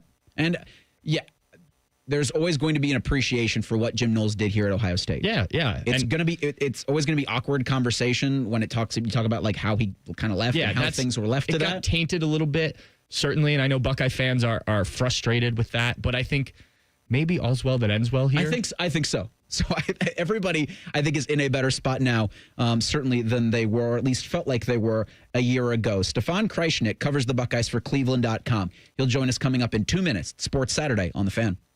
Is your money doing everything it can for you? Like automatically pushing more of your money to savings every day? I don't think so. Then switch to Huntington Bank. And let's get more from money. Huntington Bank. Welcome. Eligibility requirements apply. Some features may require enrollment. When it comes to your roofing, siding, or gutter needs, call Newman Roofing, 614-NEW-ROOF, newmanroofing.com. Sometimes a girl in my class doesn't bring anything to eat for lunch. The truth is, in America, 1 in 5 kids worry about their next meal. I want everybody to have yummy food. So do we. That's why Kroger donates surplus fresh food from our shelves to your local food bank. We've provided over 3.5 billion meals through our Zero Hunger, Zero Waste plan. Visit Kroger.com to see how you can help fight hunger and waste in our community. Because nobody should have an empty tummy. Dear McDonald's, your breakfast menu? Fire. 10s across the board. I could be happy with anything, even though I order the same thing every time. Thanks for not judging me. I'll try something new next time. Maybe. For a limited time, you can enjoy a savory sausage McMuffin with egg meal, including golden hash browns and a small hot coffee for just $5. Price and participation may vary. Ba-da-ba-ba-ba. At Dick's Sporting Goods, we have always believed sport has the power to change lives. Community happens here. Change happens here. Sport happens here. Introducing the all-new Dick's House of Sport, bringing new experiences, new services, and unrivaled selection from the top brands to a new place Polaris can call home. Featuring a rock wall, a HitTrax multi-sport cage, and 3 golf hitting bays. Dick's House of Sport at Polaris Fashion Place. Grand opening celebration August 15th through August 17th. T-Bone and Tyvus are everything you want in a delicious breakfast. Lots of empty calories, no nutritional value. Weekday mornings from 6 to 9. The Fan. Garnish your Bloody Mary with sports talk. You're listening to Fan Sports Saturday. Yes, you are. Eric Reiser, Pat Murphy from Bucknuts and 24/7 Sports. We go out now to the Bryant Heating and Cooling Systems fan guest hotline. Stefan Krajisnik covers the Buckeyes for Cleveland.com, and he joins us there. Stefan, thanks so much for the time today, bud. All right, who's going to be Ohio State's starting quarterback week 1 against Texas? Yeah, the easy question that everyone's answered. Starting right? first, right? Yeah, it was great. The other day, Billy Fessler was asked who the team's backup quarterback is. So maybe that's the process. Yeah, a Tim May classic. Yeah, I mean, there's been two sides to this, right? Of the people who, firmly seem to think it's Julian or nothing, and then there's the boat of everyone who thinks that it's a firm competition and it's neck and neck between the two. And I'm probably somewhere in the middle where I think Julian is still the favorite, and I think he's still probably the better option. And as camp goes on, I think he's going to progress, and that's going to be the starting quarterback. But I think as the days go on and Lincoln continues to impress, right, he's making it maybe more of a challenge than some expected it to be. So I'm in there in the middle where Lincoln keeps doing things that make you say, wow, the potential is there, and it seems like there's kind of a safe, maybe floor baseline level to what he can do. And as he continues doing that, it's hard to ignore what he's doing, but I'm still on the side where I think Julian's still the favorite, and that's ultimately in a couple of weeks who's going to end up being named the starting quarterback. Stefan, first of all, how's Chicago? It's great. Good. It's great. Good. You get a little bit of that lake effect wind, and you can't beat it, man. Chicago in the summer, it's second only to Columbus in the summer. There you go. Good job there. Good job. Of what you have seen and heard out at Buckeye Camp, whether it be when we got to watch guys or talking to coaches, players, is there something that has surprised you, stood out, sort of raised your antenna from what we've gotten so far? I think I was firmly in the boat over the summer of having major concerns about defensive tackle, especially what the depth looked like. And obviously, the moment we're watching that first practice and Edric Houston goes down, it's like every red flag imaginable because, it's not even the extent of, thinking that Edric might be out, but it was kind of a reminder of wow, this is how quick things can change. And if you don't have depth there, it's going to get exposed pretty quick, especially with, teams like Texas and Michigan and Penn State on the schedule who can really run the ball. Defensive tackle depth, I was really concerned about this summer. And I think after watching camp, I'm a little bit more optimistic because Tywan Malone has really impressed me. And I think he would kind of be that first in line behind Edric. And Will Smith Jr. kind of at that nose position with Caden McDonald, I think has looked pretty good too. And Eric Mentz has maybe been one of the more surprising guys who we didn't really talk about him at all in the offseason in that kind of rotation of defensive tackle. And maybe he's your number 5 guy there. And I think, your top 6 guys, they're all pretty important. So to have a decent number 5 is good. So obviously it's practice and you can only take so much of it. And none of these guys have kind of been asked to do it, on the biggest stage. But compared to where I was maybe in May when the spring ended to where I am now after a couple weeks of camp, I'm a little more optimistic about what they have at depth at defensive tackle. And I didn't expect myself to get there. Stefan Krajisnik is our guest. He covers the Buckeyes for Cleveland.com, and he joins us courtesy of the Bryant Heating and Cooling Systems fan guest hotline. Stefan, in college football nowadays, life comes at you fast. And a year ago, Bo Atkinson was preparing for ACC play in Chapel Hill, and now he's rushing the edge for the defending national champions, about to go sack himself a Manning. What have you seen from Atkinson in camp? Yeah, he's looked great, and I think Kenyatta Jackson is the clear kind of number 1 edge rusher that they got. But between him and Caden Curry, it's a pretty fierce competition of who's going to get more reps, and maybe it ends up being divided a good bit, which I think is huge. Defensive end or just defensive line rotation as a whole was such a big talking point last year and has been throughout the last few years that I think your options are so good between Kenyatta, Caden, and Bo, and even CJ Hicks coming along that I think you're going to have a decent rotation there. But I'm in the boat of I think Bo Atkinson is going to have a really good year, 5+ sacks type of season, because I just think he's that good, and that experience is so hard to teach because I also think Caden Curry is a really talented player, but you have a guy in Bo Atkinson who's been there, done that, and been asked to kind of be in that starting role, right? Caden has to make that jump from being, the number 2 guy in the depth chart, number 3, I guess, with JT and Jack, to being kind of a starting guy, whereas Bo Atkinson's done it. And I think that gives me a lot of confidence of what he can do, going up against power conference teams. Obviously, as you mentioned, they're starting with Texas. So I'm high on Bo Atkinson. I think he's going to have a really good year. I think that was quietly, and not quietly, because anytime Ohio State makes a move, it's not quiet, it's talked about nationally. But when you look at some of the moves that were made in the portal, especially in the spring, that could end up being one of the biggest portal additions at all in the offseason, let alone one that happened in the spring. The other day, Ryan Day dropped a bit of a nugget when he told us that Austin Sareveld was repping at left tackle. What did you make of that news that after we'd seen him so much at right tackle, that he was back over on the left side? I thought it was really interesting because I think he immediately kind of turned to, well, we did this in the spring. Like, it's what we do. But, like, Patrick, you were there too. Mm-hmm. Austin played, like, a good amount of left tackle early in the spring. And then, like, the second half of the spring, we never really saw him there, at least from, like, the open practices we had. And then early in camp, the access we had, we never really saw him at left. So I thought it was interesting that, yeah, he had repped a little at left, but, like, that was pretty early in the spring. So I think my takeaway from it was, like, maybe a bit of a challenge at Ethan Owenyawa. I felt like the message with Ethan over the offseason and in the spring was, like, he's got to get his body right. He's got to get his body right. It was kind of like an encouraging thing of, like, when he does this, he's going to be good. And now it's like, all right, you're at Ohio State. Like, the cool story of you coming from Rice and changing your body, that's great. But, like, Texas is 2 weeks away, 3 weeks away. Like, the fun story's over. Like, it's go time. And that, that just so happened that the last practice we had seen before Day had said that was, not a great practice for Ethan Owenyawa. I think Caden Curry and C.J. Hicks had both kind of put him on his back on a speed rush, and that's what Colin Simmons does. And when Colin Simmons lines up against Ohio State on August 30th, if Ethan Owenyawa's at left tackle, the Texas coaching staff is going to say, hey, speed rush at this guy, test him, see what he can do. So I think it was maybe more of a kind of like a nudge at Ethan than it was, Austin Serval genuinely being left tackle. But I think that's notable because I think it's fair to say that, Ethan Owenyawa needs to be challenged a bit because if he's not ready to go, like week one is going to expose any flaws he has because that might be the best edge rusher he faces this season. Stefan, Ohio State hasn't had an All-American tight end since 1970. What are the odds you give Max Clare, with all the things that have been said and all the things that you've seen from him, what odds do you give him of doing that this season?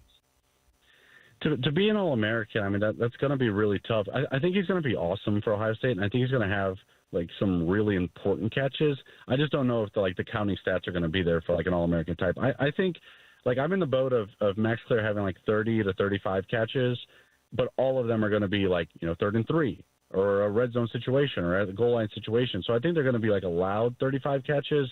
I just think the counting stats as a whole won't be there. Because you look at what the slot receivers do at Ohio State. Like, I think Brandon Inniss is going to, outside of Jeremiah, maybe be the second leading receiver on this team in terms of receptions. And then in terms of yardage, I think Carnell's going to be up there because I think he's going to have some big plays. So, like, it's just so loaded. There's only so many passes to go around. And when you have those three receivers, and then you take into account a guy like Mylan Graham and Bryson Rogers, like, there's so much talent at receiver that I don't think he's going to have, the number of receptions, the number of yards to be an All-American tight end. But I think when a game ends, we're going to say, oh, wow, he only had 2 catches for 30 yards, but both of them came in crucial situations. What about the running backs? Because they're taking touches too. We talked to those guys this week. What was your impression of just what this is going to look like after we saw the first year of Carlos Loughlin last year? I think it's going to be a similar formula to last year of a good division between James Peoples and C.J. Donaldson. I do think this year we'll see a third running back used more. I think James Peoples ended up with like 49 touches last year. I think Bo Jackson will get a little more than that. So it might be like a 1A and then like a 1C and 1D as opposed to like 1A and 1B, if that makes any sense. So I think Bo Atkinson is going to factor into that. Pat, I don't know about you, but I think one of the biggest surprises of this offseason from like seeing the practices was what C.J. Donaldson is. Like, whatever image you have of C.J. Donaldson, the running back at West Virginia, like, throw it out the window. I don't think that's who he is. I think they're going to use him in the passing game. I think he's going to be more than just between the tackles, get you 2 yards on a 3rd and 2. Like, he's a well more rounded back because of what he did to change his body this offseason. He's quietly maybe had the best offseason at Ohio State. Stefan, the contractual obligated questions are quarterbacks and then Jeremiah Smith.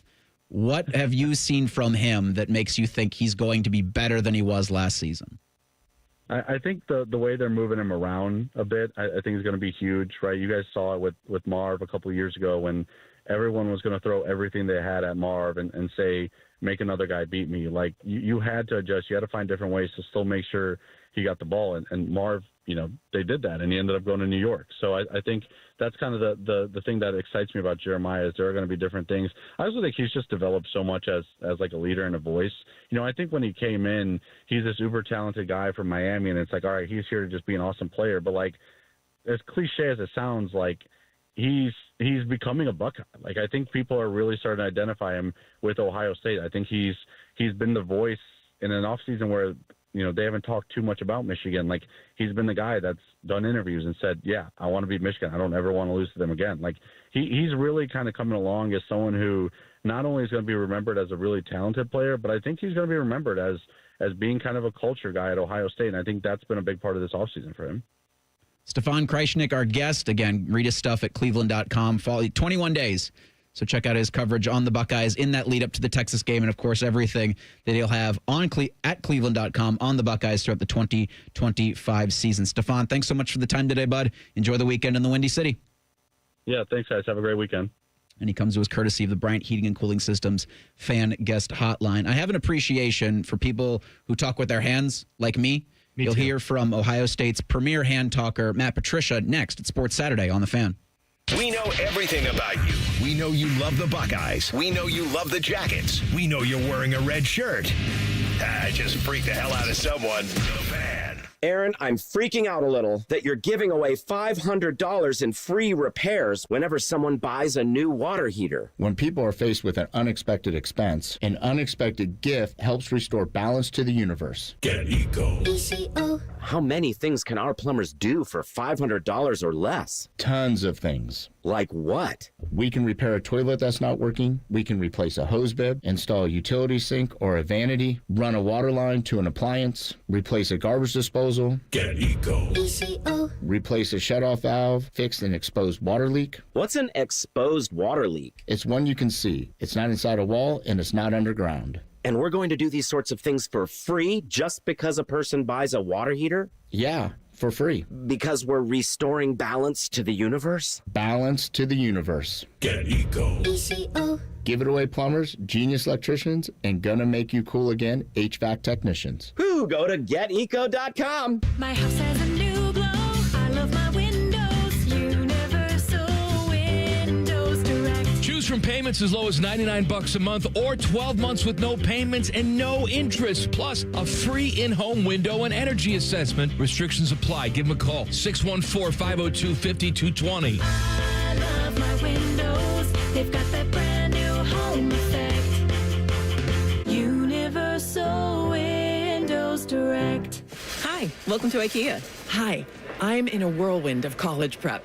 Gotcha. We've got affordable solutions to create the perfect college living space. Great. And visit our website to see how verified college students with an IKEA family account can receive a one-time use 15% off coupon. Nice. You guys think of everything. Pretty much. Offer ends 9/30/25. Valid ID required. Discount applied proportionally across items purchased as shown on receipt. See IKEA-USA.com/ready for college for complete terms.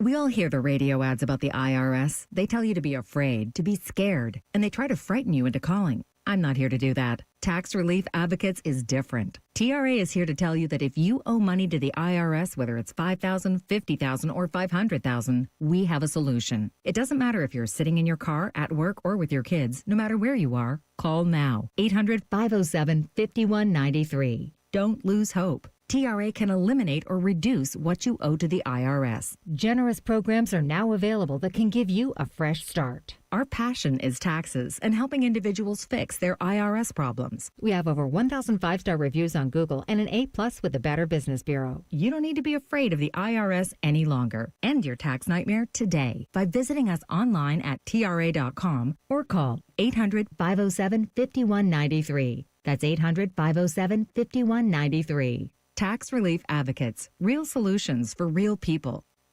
Other stations have crappy ratings and they wonder why no one listens. So instead of investing money in local talent, they fire people and plug in AI voices. Gee, real entertainment. Well, all of our dummies are real, damn it. The Fan, Ohio's real human destination. We've all got our daydreams, right?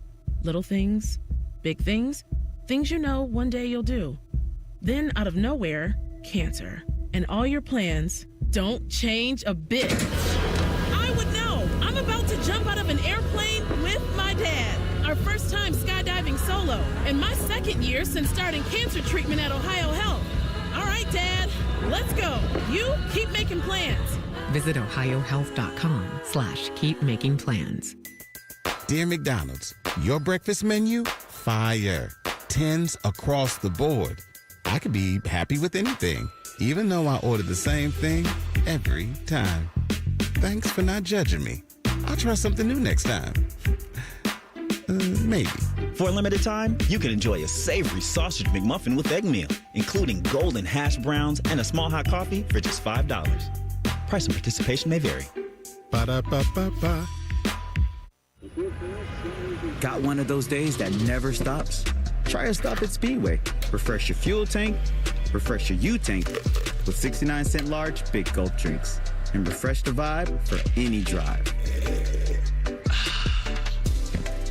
Refresh at Speedway with 69-cent large Big Gulp drinks with speedy rewards and try exclusive Mountain Dew Infinite Swirl flavor for a limited time only.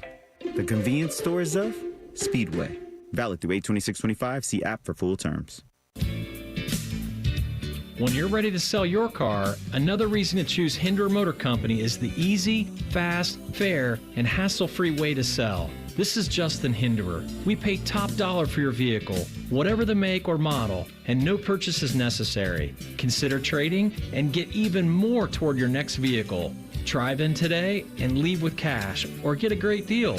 See why it's a pleasure doing business. Just visit HindererMotorCompany.com. All your favorite fan shows are available when you want them. Head to 971thefan.com and hit that subscribe button. The Fan, Ohio sports destination. We firmly believe it's appropriate to tailgate before a youth soccer game. You're listening to Fan Sports Saturday. Really a youth anything tailgating is appropriate for. Eric Reiser, Pat Murphy of Bucknuts, and 24/7 Sports, my ride-along buddy, until 1 o'clock this afternoon. And then, Pat, you're going to be on with Ryan Baker for the Sunday Spectacular from noon to 1:05 Sunday. You'll also be the Reds-Pirates pregame show. Ooh. Or pre-pregame show, I should say. Yeah. As we were talking 2 segments ago about Penn State, my fiance texted her sister, my future sister-in-law, and her brother-in-law, my future brother-in-law, who both went to Penn State, and said, hey, Pat's talking about Penn State football on the radio here. And the text she got back was, oh, did he mention us? So for Becca and Cam, Penn State alums, I have now mentioned them, so I can say that they are, well, I went and met them before the game in Happy Valley last year. They had a big tailgate. Becca from Cleveland. So, okay. Yeah, she's kind of Go changed. Browns. She's changed. Maybe. Oh, yeah, absolutely. He's a big Steelers fan. But went over and saw them. Great family. They had a nice little tailgate. So, fun little rivalry my fiance has with them now. So, Becca and Cam? Correct. I speak directly now to Becca and Cam. What do you want from your football program? Because it feels like everybody that I talk to about Penn State wants Penn State to be more than what James Franklin wants Penn State to be. The idea that they're not going to play Ohio State every single season, like I think you get them November 1st and then you don't see them again until 2029. The idea that they've got a team that should compete for a college football playoff national championship, like anything less than appearing in the title tilt, should have James Franklin's seat launched into the sun. All right. But to me, it feels like they're just okay with making, like they're setting their schedule up, being unrivaled to just make the college football playoff, rake in the units that you get from having a team, maybe 4 Big Ten teams, 5 if you can, scam one of those at-large bids away, and then just kind of keeping the gravy train rolling. But I want Penn State every year to have the kind of expectations that Ohio State does. And, Pat, it doesn't feel to me like that's the case. I think if you were to ask fans, they would say that it does. I think the difficult thing is Penn State just hasn't been there as consistently as Ohio State. And maybe that's changing. We saw them make a semifinal last year. That's a big deal, right? You've gotten that far. Okay, what do you do this year with all the talent coming back? And then can you make it a consistent, hey, we are consistent? Because they've been 10-win team, right on the cusp of the 14 playoff. Always knocking, it feels like. Yeah, they've won a Big Ten title. They played for the Big Ten title last year. Like, it's right there. But we go back. Can James Franklin get over the hump in those games that he needs to? And again, that's a conversation that we will continue to have, just like Ryan Day a year ago, until he does that. Fair or unfair. But I think James Franklin in his career, 1-18 against, top 10 teams? Yeah. Or something like that. And 1-15, I believe, at Penn State. So that one win did come against Ohio State. It did. But that record needs to change. Like, this isn't Ryan Day. Like, I thought the conversation was a bit ridiculous last year, especially after the Oregon game, because he'd won some games, right? He'd beaten Notre Dame. Those are real games. He'd gotten to a national championship game, Did you want him to win more of the big games? Absolutely, but those games are hard to do. We'll go 1-15 at Penn State because at Vanderbilt you're not expected to win those. Don't hold the Vanderbilt against him. I shouldn't. But you certainly need to improve that record to get Penn State where it wants to go. I was going to say, it's hard to necessarily have those expectations of national title when you haven't won one in almost 40 years. Yeah. And you've only won 4 Big Ten titles in like the 30 years you've been in the Big Ten. Like there are levels of expectations for a fan base when we haven't done that ever. I was going to say, we are asking you to be more consistent, but I'm going to amend that. I am asking you to be more consistent, please, because somebody else needs to take this big noon burden off of Ohio State. And I think the only way you can do that is if Penn State, if Michigan, I'm going to say it again, if Michigan can raise back up into a national spotlight. Oregon consistently. The thing with Oregon is you can't ever play a noon game out there. No, that's true. For the noon Oregon, stuff, yes. USC, all those jabronis that are on the Pacific time, they can't do the big noon. So selfishly, I'm asking for Penn State to want more because then Ohio State's not so beholden to these big noon kicks all the time. Yeah, or someone else can take that off you. Or just spread that out. Or as Ross Bjork said, we need more flexibility. I don't know how you do it. Yeah. That's not up to me, but certainly there needs to be something. And look, we've talked about this ad nauseum. You've got a few more years before anything's going to change, unfortunately. But it would be nice. I think that is probably your best path is Penn State becomes consistent enough. You want them in there. Michigan wants, and maybe even if one more team could get consistently, that fourth team. Like, gosh, who could that even be? I don't know. Could it be Indiana? If this works well under Kurt Cignetti, could that be, if he can really get that program going? Now, you don't have the big stadiums and you don't have the tradition and things like that. But if you can, we've seen it in sports before. If you just start to get it rolling a few years in a row, that can happen, especially in college football now with NIL and everything. That's a possibility. I don't know how likely, but a possibility. There is no reason USC should not be great again. Like, oh yeah. Just get a new head coach. Well, you said it. That's kind of where I lean on Penn State because you're always going to be able to recruit. But at least they're like a 10-11 win team. Like you should not be a bordering on 500 team if you're at USC. I want more so that Big Noon gets out of Columbus. Welcome on August 30th, but for the rest of the time, like for Ohio State, Penn State and Ross Bjork said he was on WOSU this week, and we'll have more from Ross coming up in the next hour, but they see that Penn State game, the wear all black game, as a nooner, which... Yep, almost certainly. Hooray! I was going to talk about things that are more exciting. Nothing I think is more exciting, or there's no more excitable person on Ohio State's coaching staff than Matt Patricia. Here's Ohio State's brand new DC on the Big Ten Network talking about that Week 1 matchup in 21 days against Texas. I never appreciated those preseason games in the NFL until right about now. I think I could use a couple preseason games just to get me rolling. We're like right into it right away. Like, hey, let's just roll in Texas. But it's going to be a great environment, great atmosphere. I know the place is going to be rocking. I'm excited for the fans. I need the fans. Let's be loud. Let's get after the quarterback. Let's make it hard on him. So, look, we got to be ready to go. But I think there is that balance of how do you make sure you're really practicing fundamentals, getting the players to improve every day, and you got to have an eye on Texas because that's going to happen really fast. Did he just ask the fans to get after the quarterback? Does that mean they're going to rush the passer? Well, they want to earn the Buckeye leaves. Right? Yeah, right. Good point. It's on them to also attack Arch Manning on August 30th. I think if you showed a Detroit Lions fan that interview or at least played them that audio, they'd be like, that's not Matt Patricia. He doesn't even look the same. No, it's completely different. And his excitement has obviously gotten me excited. And the talent that he's got to work with this season should have Buckeye fans excited for you. Hear from one of his lieutenants, James Laurinaitis, and I got a payoff on a Michigan Mantees, and you'll hear from Ross Bjork, all coming up in the third hour of the program next. Sports Saturday on The Fan. Here's a quick 10-second reminder that the Buckeyes have won the Natty. Also, we air all the games, and we always will. Thank you. Your home of the Buckeyes, The Fan. Here's 3 reasons to buy your Blue Jackets ticket plans for the 25-26 season. 1, pick your seat and pick your games. 2, plans start at just 11 games. 3, flexible payment plans. Act now.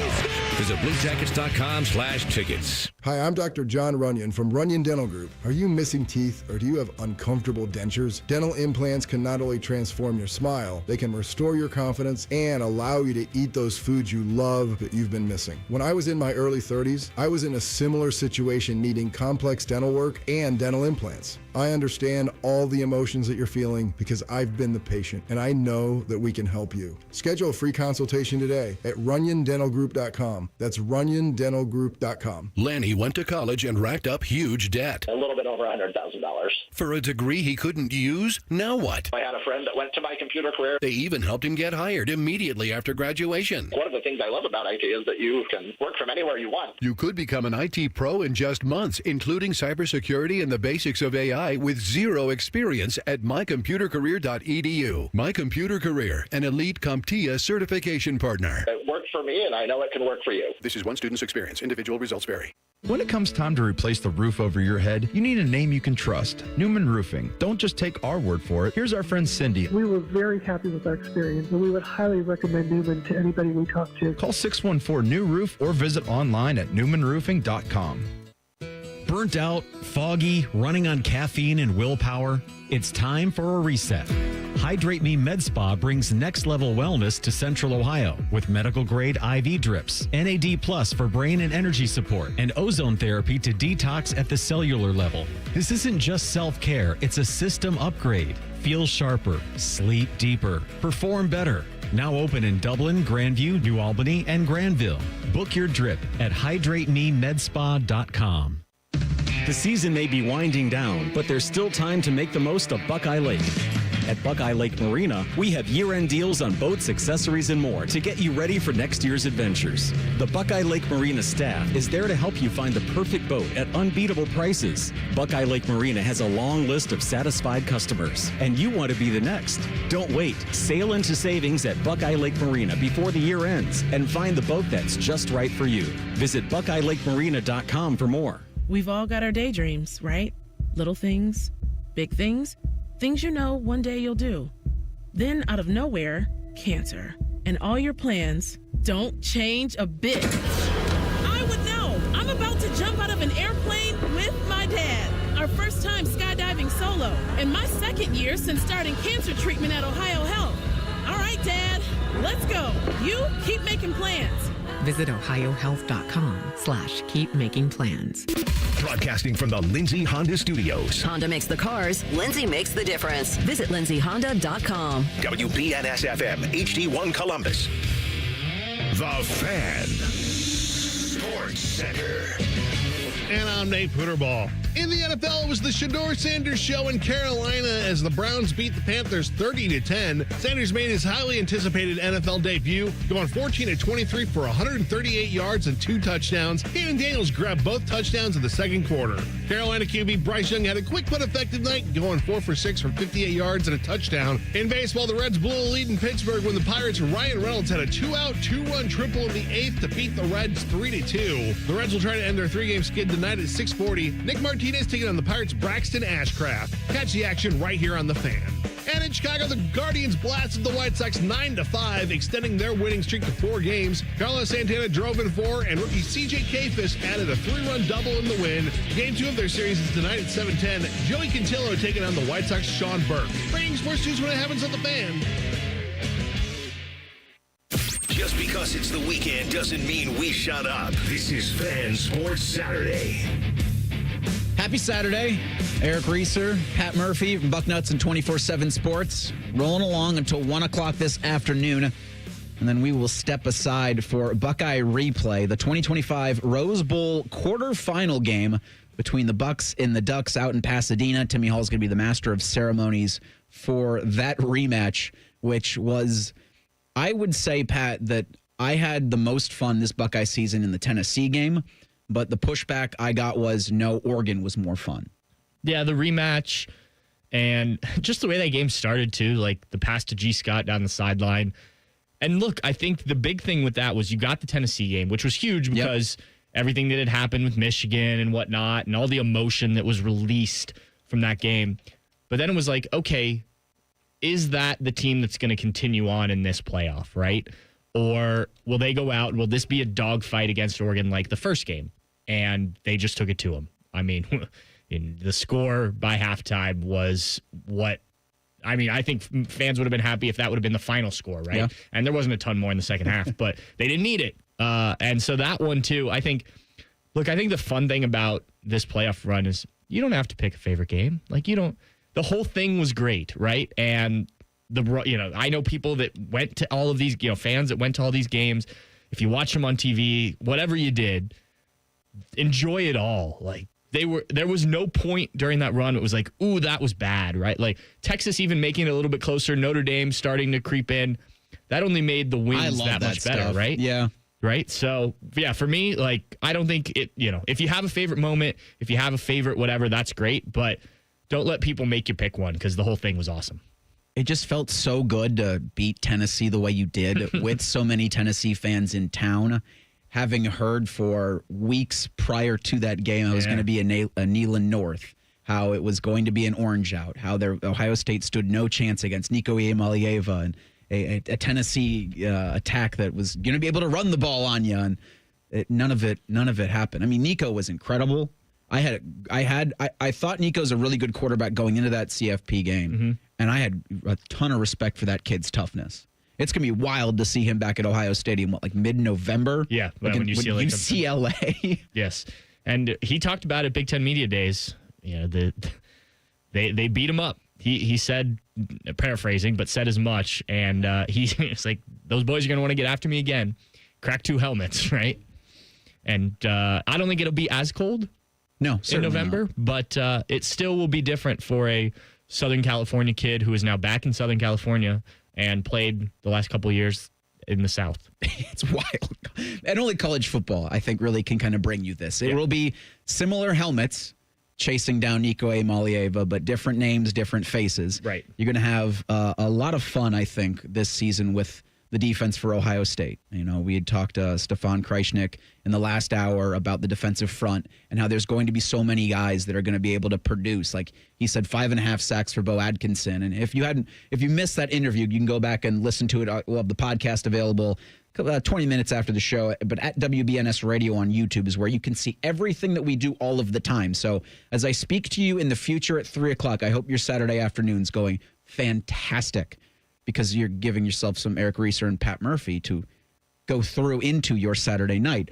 But when you just talked about like the defense and being able to rotate so many guys and have that depth kind of carry you through that season, but also to have that talent, I think, to the linebackers and having so much talent. And last season, I want to say this was the Wisconsin, I forget which game this was. And what's important is I was looking at Ohio State and I was looking at their defense and I saw Reese.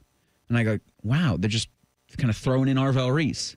And then I kind of linked it to things that you had heard about how good this player, how good he was and how he almost forced himself onto the field. But just, he's one of our best players. We've got to get him out here. And you're hearing similar stuff about Peyton Pierce. Yes. And I think that's so much fun for a coach like James Laurinaitis. I mean, Matt Patricia's got such great lieutenants, but for Laurinaitis, it's like, I don't know what set it's going to be defensively, but he's just got to be out in the field. And he will. And James Laurinaitis said he considers all 3 of those guys starters, whether they're actually all 3 on the field to start a game or not. That to him is the standard that they have achieved. And credit to Peyton Pierce for forcing himself in there like Arvell Reese a year ago. They compared him to Tommy Eichenberg, which I think is, Tommy didn't say much. Peyton says more. If you listen to his interview, I think if you say like a couple words more, just don't grunt. Like Arvell Reese is so much grunting. Yeah, Arvell Reese is the guy. Not that he grunts, but he's the one who doesn't say as much. But I think Peyton's going to be really interesting. I don't know how much they use 3 linebackers, but I think it certainly means Sonny and Arvell. You got to bring it every day because that guy's right there. You hear actually right now from Ohio State's linebackers coach James Laurinaitis about the depth that he's got at the linebacker spot. I see those 3 as like they're all just right here.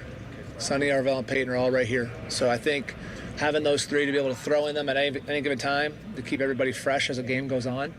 And Coach Patricia has, given, he don't really care. It's like you're in charge of the rotation and let it roll. So, and that could be fluid. I tell the guys all the time, like when you're at Ohio State, man, your locker is rented. Like you don't own anything.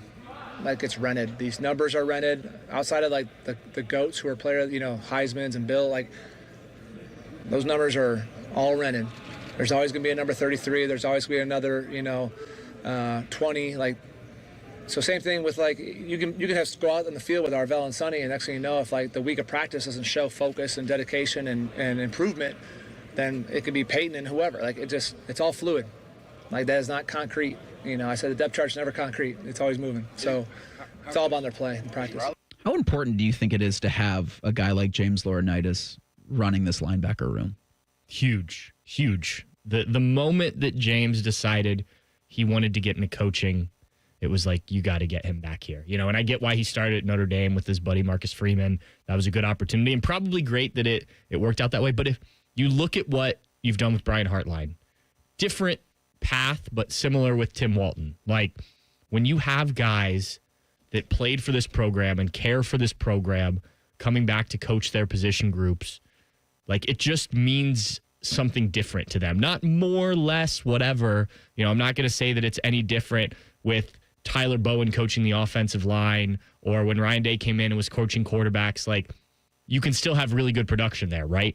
But for James, he did it. You can show it. It's like we've got these two jerseys behind us with Bobby Carpenter and AJ. Like he can show that he was out there with those guys if he needs to. And he can still go out and do it. We see him at the recruiting camps. He's out there demonstrating, hitting these sleds. Like I remember watching him with Cooper Witten, the highly recruited linebacker this summer, and James is just going through it with them. He's not as big as he was in his playing days, but he can still bring it. And so I think that there's a lot of that, and there's a lot of respect. He also talked this week about teaching these guys about the history of the linebacker room, which I think is really important because it was really important to Tressel, who passed that on to his players, including James. And so now he's making sure these guys know, because there is such a legacy here, and with the way Ohio State recruits nationally and everything, some of these guys don't grow up Buckeye fans. There are certainly the ones that do, but now they are getting to learn that. And I think you don't get that from a guy who didn't sort of grow up college-wise with it. I do think it is fair. Now that Tressel's the lieutenant governor, you can add James Laurinaitis and Marcus Freeman to his coaching tree.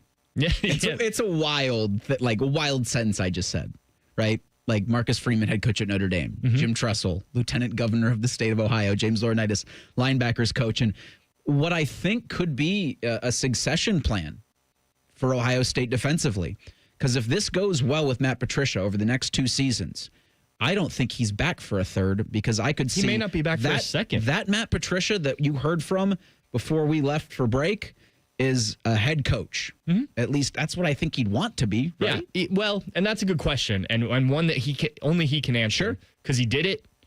Now, I think he did learn from it, because talking to people that covered him in Detroit, like it sounds like he tried to bring the Patriots to the Lions. And this isn't the Lions under Dan Campbell. So many guys tried that, and it never worked. No, you didn't have the infrastructure, the players, everything to do the same things. And I think he learned from that. I know he learned from that. And I think you're seeing some of that applied now, too. So does he want to give it a second crack as a head coach? Probably. I mean, I think we assume most guys do. Not everybody does. Jim Knowles, for instance, he wants to be a defensive coordinator, wants to coach defense. Matt Patricia, we'll see what he wants to do, but I do think reinvigorated. And to your point, I think you've got a few guys on this staff. Tim Walton, I think, could run a defense. Matt Guerreri, another young guy. He's been a co-defensive coordinator, I think, before. So you've got guys, and I think James is, the youngest of that group in terms of how long he's been doing it. But obviously his experience at Ohio State in the NFL, and then he also did this. He was he was really good at this. Yes, BTN. He's got a grasp of things from a lot of different sides of it that not all coaches do. And do you need that media side? No, but there is something to that to understand, especially when he sits down with us. Yeah. Hey, you're trying to bring this message to the fans. This shouldn't be some big inconvenience, which I think some coaches do. I think Ohio State coaches are really good about that in general, but that is something just to add to James's resume, obviously. Yeah, it's an incredible thing. Like the kind of the coaching and like the embrace of different roles and responsibilities that coaches have had to do over the last decade, that before they would just there'd be no interest. It was when Matt Patricia was in Detroit, there was no interest in meeting with the media. There was no interest in doing the kind of speaking engagements that would have him talking to Ohio State aerospace students.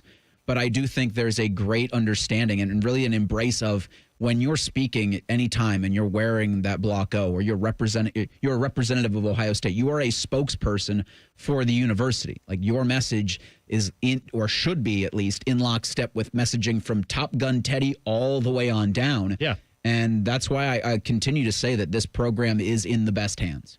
Absolutely. Absolutely. And I think some of Ryan Day's decisions on staff before last year were did you go get the best guy? Yeah. Did you go out and do a national search? Even the Matt Patricia one, when it was first reported that that's what they were doing, it was kind of like... I was surprised. Ooh. I was like, you sure? Yeah. You sure about that? Right.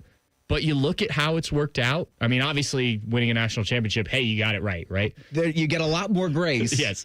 But I think if you look at it now over the course of a few years, he did have to learn some. Like, there were some mistakes in there. But that's what you got when you decided to go with a first-time head coach.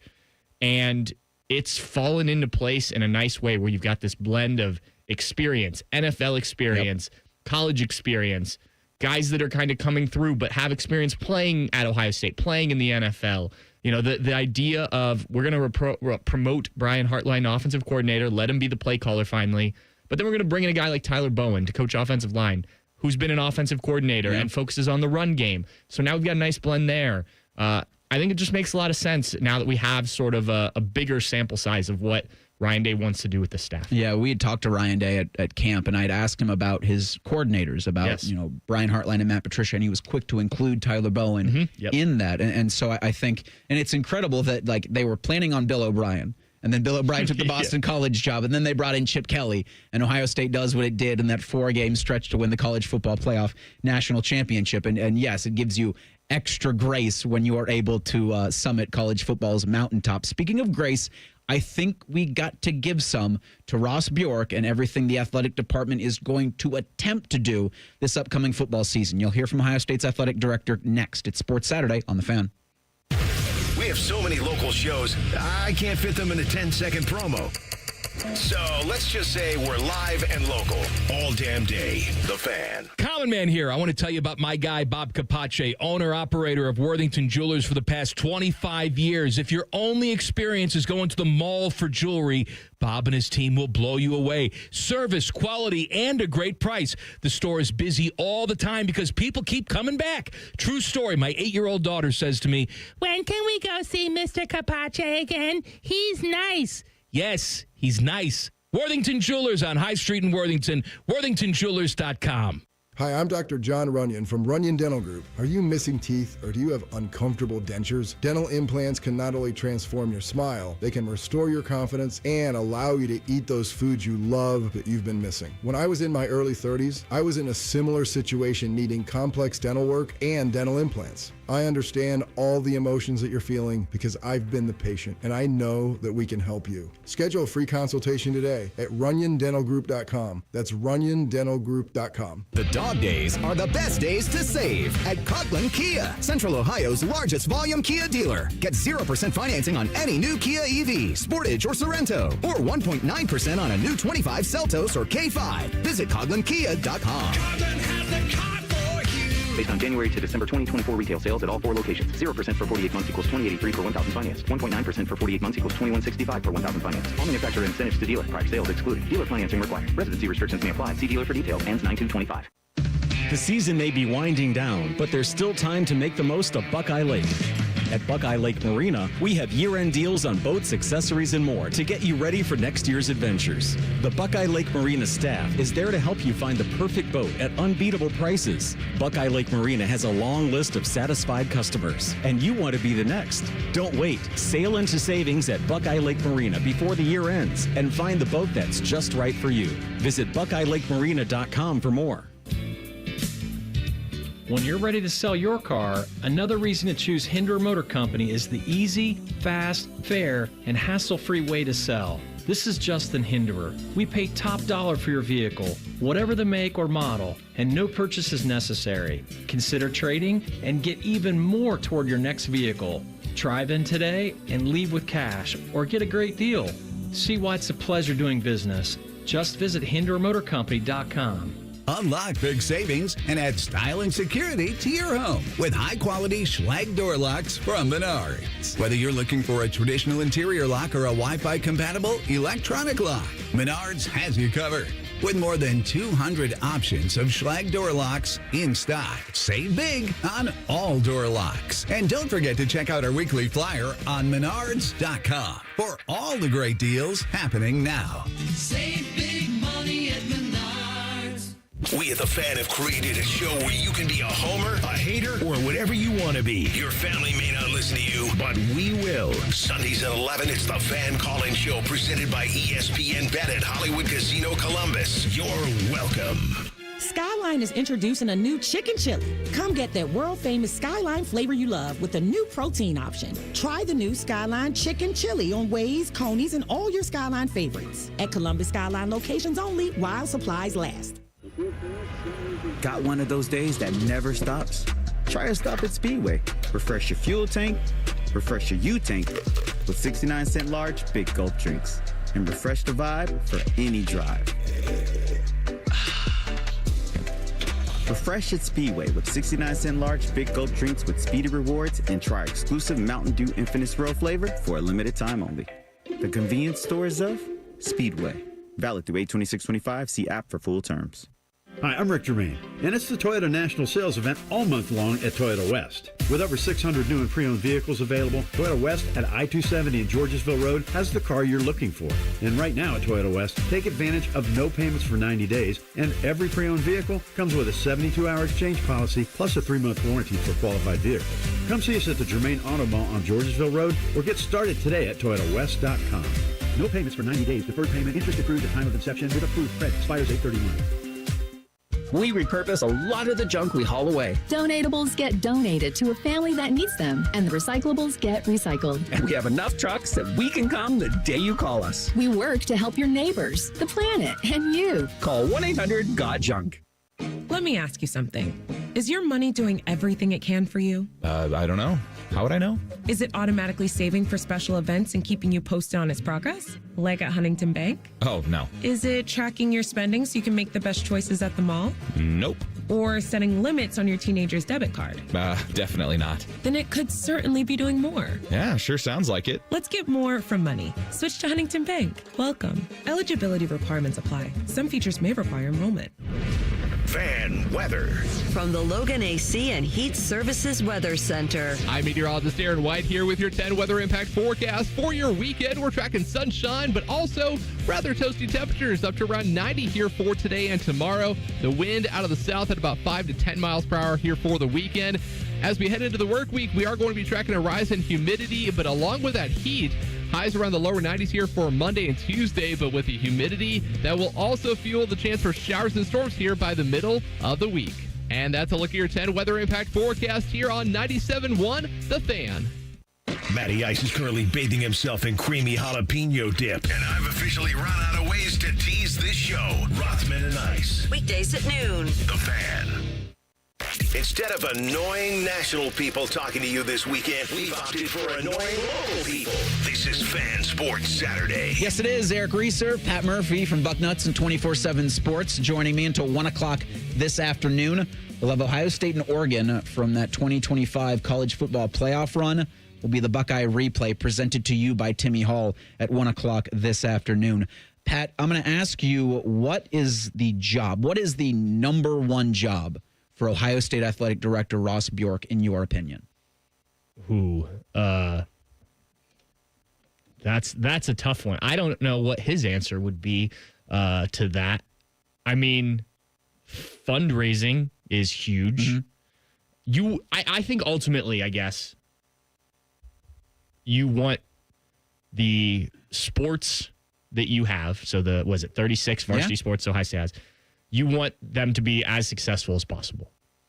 So there's a lot that goes underneath that, right? In terms of helping, especially in today's age with NIL and everything, the house settlement. But yeah, I think you want, and does that mean national championships in every sport? I mean, ideally that'd be great, but I think like some sports have a bit of a ceiling depending on the season, things like that.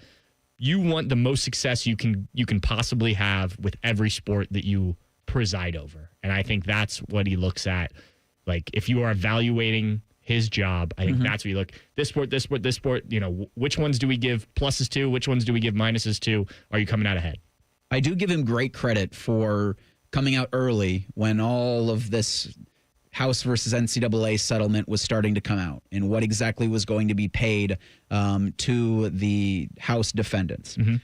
That he said, we're keeping 36 sports. Yep. There will be 36 sports at Ohio State this year, next year, and he's doubled down on it every single time he's had the chance or been asked about it. And so great credit to him for doing that, because I didn't, when he first said it, I was like, I don't know if that's the right business decision, because there's only so much money that you can have. I mean, there really isn't, because it's college athletics and they're going to keep making more money, but you only get so much in a given year. And everybody needs more, only all the time. And so I would say, to the question is, it's fundraising, it's finding money.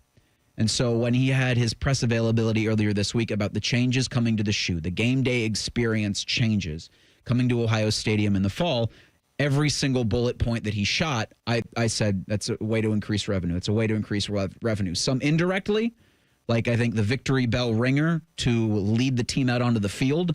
I think if you can add a sponsorship to it, or if you can somehow make it brought to you by exactly like the match igniter for the crew is brought to you by Barbasol or whomever, the company it is. That's kind of what I thought about. And then the direct things like the towel. Well, the towel is going to have several sponsors on it. They're giving them away at the Texas game for all of the fans in attendance, and then you'll be able to buy some. And, of course, every time Ohio State does a thing, and we expect them under Ryan Day this season to do many things, like the commemorative beat Michigan, the towel, or a commemorative first round, the towel, or a Rose Bowl, the towel, or a championship, the towel. These are all ways to make more money, to find new sources of revenue, and that I think is his chief job. Yeah, right. And that goes into what I was saying. Like, the more revenue you raise, the more successful, in theory, your programs will be. So everything that he did this week, I get it, because you have to throw everything at the wall and see what sticks. Yeah, and look, I understand as Buckeye fans especially, because tradition is so important to football, basketball, really all of these sports, whichever sport you're a fan of, to look at this and be averse to change. Like, I am not the biggest fan of change, especially in sports when you have longstanding traditions. But at the same time, the next goal in all of this is to make the atmosphere at the shoe better, right? Or at least that's the stated goal. Yes. Now, the money thing is certainly. But I think there's a correlation. I agree. And so we have long heard from fans like, you look at the SEC, some of those top SEC schools, you look at Penn State, like places like that. People that were out at Oregon last year, that's one of the examples Ross Bjork used. Like, how do you create that type of atmosphere more consistently at Ohio Stadium? Because I've always argued, on its day, when you've got a big game, especially at night, Ohio State is as good as any of those. But how do you get it more consistently? And look, I know a lot of people, it's like, well, move the old people off the 50-yard line and get some young energy right there. Well, you can't do that. Nope. Those are the big money seats. Students aren't going to be able to afford that. You want to try that? That's going to fail. And the way you set up your stadium, like, you're not just going to move those people around. I think moving the students all to one place, or most of the students in Block O to one place, is good because you get that energy in one spot. But there was no easy fix. No. So to your point, let's try some things. And it was not all going to be universally accepted. I think Ross Bjork knows that. They bounced ideas off of a lot of different people from a lot of different walks of life, Buckeye life, basically. Band members, former players, fans, boosters, trying to get everyone's opinion. And they knew they weren't going to please everyone. What I would say is, let's see how it works, because it's not set in stone that you have to ring the victory bell. I think they'll do it this whole season because it's a new thing. But if it doesn't bring the energy, maybe don't get the sponsorship you want. If that's what they're trying to do, maybe you try something else next season, to create that coming into the stadium energy for every game. Pick your thing, whichever of these new traditions. If it doesn't work, you can change it. You can try something different. You can tweak it. And, I think there's also the restroom, concession stands, all that stuff that people complain about that is very much on his mind. They are not done. This isn't like, hey, this is how we're going to make the place better, and we're just going to sit back and watch these games now. No, like there will continue to, the LED lights or whatever they are they're putting in, and the scoreboard stuff, and this. And remember, too, this isn't all football. I mean, I know we're talking about it from a football lens, but he said, as much as you can, you want to translate this to men's basketball. Of course. And women's soccer. Whatever things can go through all the sports to have it consistently, to make those as good as possible, too. Back to my original point, they're going to try and make that a common thread. And so you do have to think about some of that, too. I will say, and this is no disrespect to Camp, I've met those guys plenty of times. They're great guys. That song ain't it for a football stadium. Yeah. Especially when you had like 21 pilots available. Yeah. Well, and like, you had the Mecca Don song last year, too. Yeah. I was a bit, so I'd never heard the song before. When we got the press release a little bit ahead of when it came out so we could write some stuff on it, I Googled the song, and like, to me, it's like,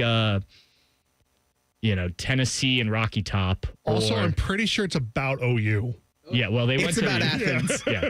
Yeah, well, it just says Ohio in it. They definitely went to OU. A couple of them are from Upper Arlington, where I went to high school. But I think it's, again, if it doesn't work, try something new next year. But it definitely, to me, had that, like, sing-along, Rocky Top. Country Roads. Yeah, that's what the one I was trying to think of. All of those, like, that's the idea here. We'll see. I think it's an interesting first idea. And, again, that they can make changes if needed. It was a bad job out of me. I had never heard of camp. I hadn't before this week. I'd been to camp. And I'm an OU guy. They played Nationwide Arena a couple years ago. That I have no doubt. Yeah, I went and looked at their tour dates. They're festival headliners. Yeah, touring internationally. I think they start later this month on like I don't know if you'd call it a world tour, but it's definitely outside the U.S. That's why I prefaced bad job out of me, because I probably should have known this. To the victory bell real quick, because Ross Bjork had said it'll start with Archie Griffin, right? Is it Archie week 1 against Texas? Yes. He's ringing the victory bell to signal it's time for the team to come out to the field. Yeah, and the reason, the justification, if people hadn't heard it real quick, like in there it says for vigor. I don't know if it's on the bell or above the bell. And like that's the idea behind it, is like not necessarily you're like saying victory before the game, but the for vigor, the energy, the excitement, like that's where they got this idea. Continue. And it's also important that after an Ohio State victory, which we think will be 7 times this season, there should be at least a few. Alpha Phi Omega will continue to ring post game, as they've been done since 1922. That service fraternity, that great time tradition honor of ringing the victory bell after an Ohio State victory will continue. And so this is just more of how do we figure out to increase the game atmosphere, to get people to say to themselves, boy, I got to be part of that. Yeah. And that's the thing too, with the song and that, like, you want people in the Brutus game. entrance himself. Yes. They talked about this for the Tennessee game. Get in there, be in there for warm-ups. Get the energy going early. Like, the players feel that, right? And so, for you, I mean, you want that for every game, but definitely Sure. Texas, Penn State, Michigan, when Oregon comes down, USC comes, like those big games, you want the fans to have a reason to get in early other than just, hey, the players and the coaches asked us to get there early, type of thing. And now, and remember too, this isn't necessarily for everyone. Like some of these, like the Brutus entrance things, that's probably something kids are going to be absolutely. more, Yeah. And the song thing, whether it's this song or another one, it's something that you hope catches on and becomes something like Rocky Top or Country Roads, where in 20 years, it's synonymous with Ohio State. Is it the right song? I don't know, but I think that's the idea. We will at least have some semblance of an idea if that's the right song or not, or if any of this is going to stick and stay coming up in 21 days. We're going to pivot to some NFL. Actually, no, I do want to talk a little bit of Texas Tech in 2 minutes. It's Sports Saturday on The Fan. Hi, welcome to IKEA. Hi, I'm in a whirlwind of college prep. Gotcha. We've got affordable solutions to create the perfect college living space. Great. And visit our website to see how verified college students with an IKEA family account can receive a one-time use 15% off coupon. Nice. You guys think of everything. Pretty much.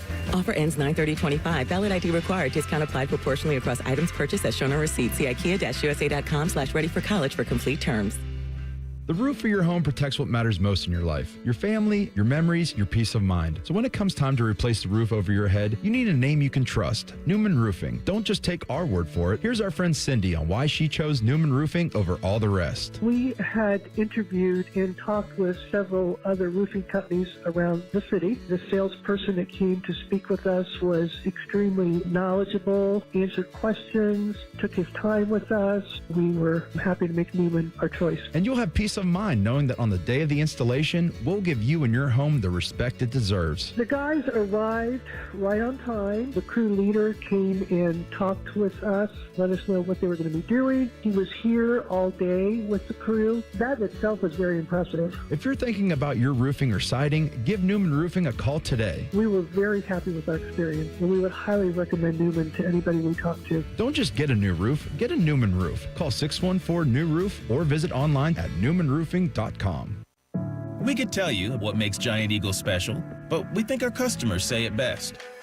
I love the fresh produce. I love the fresh meat. I'm pretty sure the fish guy knows me by now. We're buds. I love to grill. That alone keeps me coming back. The people that work here are so nice and so helpful. Everybody loves the cakes from Giant Eagle. On every shelf, in every department, we're always going for better because being your Giant Eagle matters. This is my Giant Eagle. This is my Giant Eagle. This is my Giant Eagle. Catch the latest from the world of Ohio State athletics. Weeknights at 6 on the Buckeye Show. New special guests and everything scarlet and gray. The Fan. Sports talk, weekend style. You're listening to Fan Sports Saturday. Eric Reiser, Pat Murphy of Bucknuts and 24/7 Sports. Rolling along 21 days before Ohio State's opener against Texas. It is the first time ever in the history of the world that the number 1 and number 2 teams in the coaches' preseason top 25 are playing each other to open their respective season. That's wild. That's wild to think about. I would have thought it would have happened before. Yes, absolutely. And I mean, maybe there's a reason it hasn't happened before. You know, if you're the 1 and 2 teams, you probably don't want to have that week 1. You know, I think that I've said this before. I think I'd rather have, we were talking about this last night on the Buckeye Show, I'd rather have week 2 or week 3. Like next year, the Texas game is week 2 in Austin. Just to have that game. Like I always think back to that USC game in, I think it was 2008 when the Buckeyes went out there. And that was such a highly anticipated game. Didn't go well. But like that was, I think, week 3. Because Beanie ended up hurting his toe against OU right before that game. Which is I guess the other possible thing that happens is you do have, even if they're not really competitive games, you do have 2 games before, so there could be injuries. But I always think if you could build up to that, but you also don't want week 1 across college football to just be dull, right? You want some of those games, whether it's these neutral site games we've seen or, you know, like this one on a campus, you know. But for me, I would prefer Ohio State to be week 2, week 3. But I do think it's exciting. It was exciting a few years ago when when Ohio State played Notre Dame to start the season. Not the same quite as 1 versus 2, but a lot on the line. I mean, I know that the playoff allows you to have a loss. Whoever comes out of that is certainly not eliminated from anything. But if you're Ohio State, coming off a national championship, your first home game since that national championship, it's a team you beat on the way to the national championship. There's a Manning involved? Yeah. You know, you got 2 younger, exciting head coaches going at it again. Like, you're going to see each other next. You know, there's Ohio State and Texas could be 2 teams that are at the forefront of this sport for a while here, assuming, you know, they both continue on the path they are. And this could be a thing where, you know, like Alabama Clemson for that few-year period. Yeah. They didn't play in the regular season, so you don't have those matchups. But similar, you know, this could be something similarly, maybe not national championships, but in playoffs and things like that. Well, you're going to have both of the college football shows of record. Big noon kick, obviously, because this is a big noon kickoff. College Game Day is going to be there. Lee Corso earlier this week celebrated his 90th birthday. It'll be his final headgear selection. Feels like there's no way he can't put anything on other than Brutus, as it was his first one. Yes. So, but you never know, right? Because these 2 teams do feel very evenly matched, but there's so many questions about all of the starters from last year's squads that played in a college football semifinal that they've got to replace. I mean, Texas, you look, the Thorpe Award winner is now in the NFL. And so how do you now try to cover Jeremiah Smith without the best defensive back in the country? Yeah. These are the problems that Texas has. Ohio State will have some similar issues. Colin Simmons, the freshman of the year last season. They're always going to be talented. So an incredible amount of storylines that you'll have on that August 30th date, but very, very interesting that it's never happened before, 1 and 2 in the Coaches Bowl. With the Coaches Top 25, and again, the AP polls coming out Monday, kind of afternoonish, I look at the bottom and I see Texas Tech at 24. And they've, for me, been one of the more fascinating stories just of this college football season. You had Cody Campbell, their brand new billionaire booster. So he was an offensive lineman in Lubbock, I want to say under Mike Leach in the 2000s. Then he came into mineral rights and oil wells when the market crashed. And he turned those around into pumping oil and sold that business for billions. And now he has his billions, and he wants to make Texas Tech football the premier power in the country. It's certainly right now the Big 12. At Big 12 Media Days, he was there. Like, what other team has a booster rolling around with them at their media days? And this was in Jerry World, so there's all the pomp and circumstance with that. But the Red Raiders sitting there at 24th in the country. They secured a commitment from what could be their highest-rated recruit in school history earlier this week. 4-star defensive end LaDamian Guyton, who's one of the top-ranked recruits in 2027. He committed to the Red Raiders, 6'3", 235 from Savannah, Georgia. He selected Tech over Georgia, Tennessee, South Carolina. Now he's a 4-star going into his senior year. So 24/7, I think, will award a 5th star if it likely is deserved, following a couple games into the senior season. Do I have a good read on how that works? Because all right now, the class of 2027 per 24/7 is just 4 stars. Yeah, it will be. Yeah, there will be a rankings updates, and basically the way 24/7 does it is like you're projecting the NFL draft. There are 32 5-star guys. Is the idea. So yes, that will happen at some point. And so if he's their highest ranked recruit ever, I see this going the way it went for A&M. Yeah. You know? Yeah. And you've got, Felix Ojo was a guy, the offensive lineman in the 2026 class. Yeah. That Ohio State was very much in on. He's, according to those rankings, the number 6 player in the class, the number 1 offensive tackle. NIL was certainly involved in that.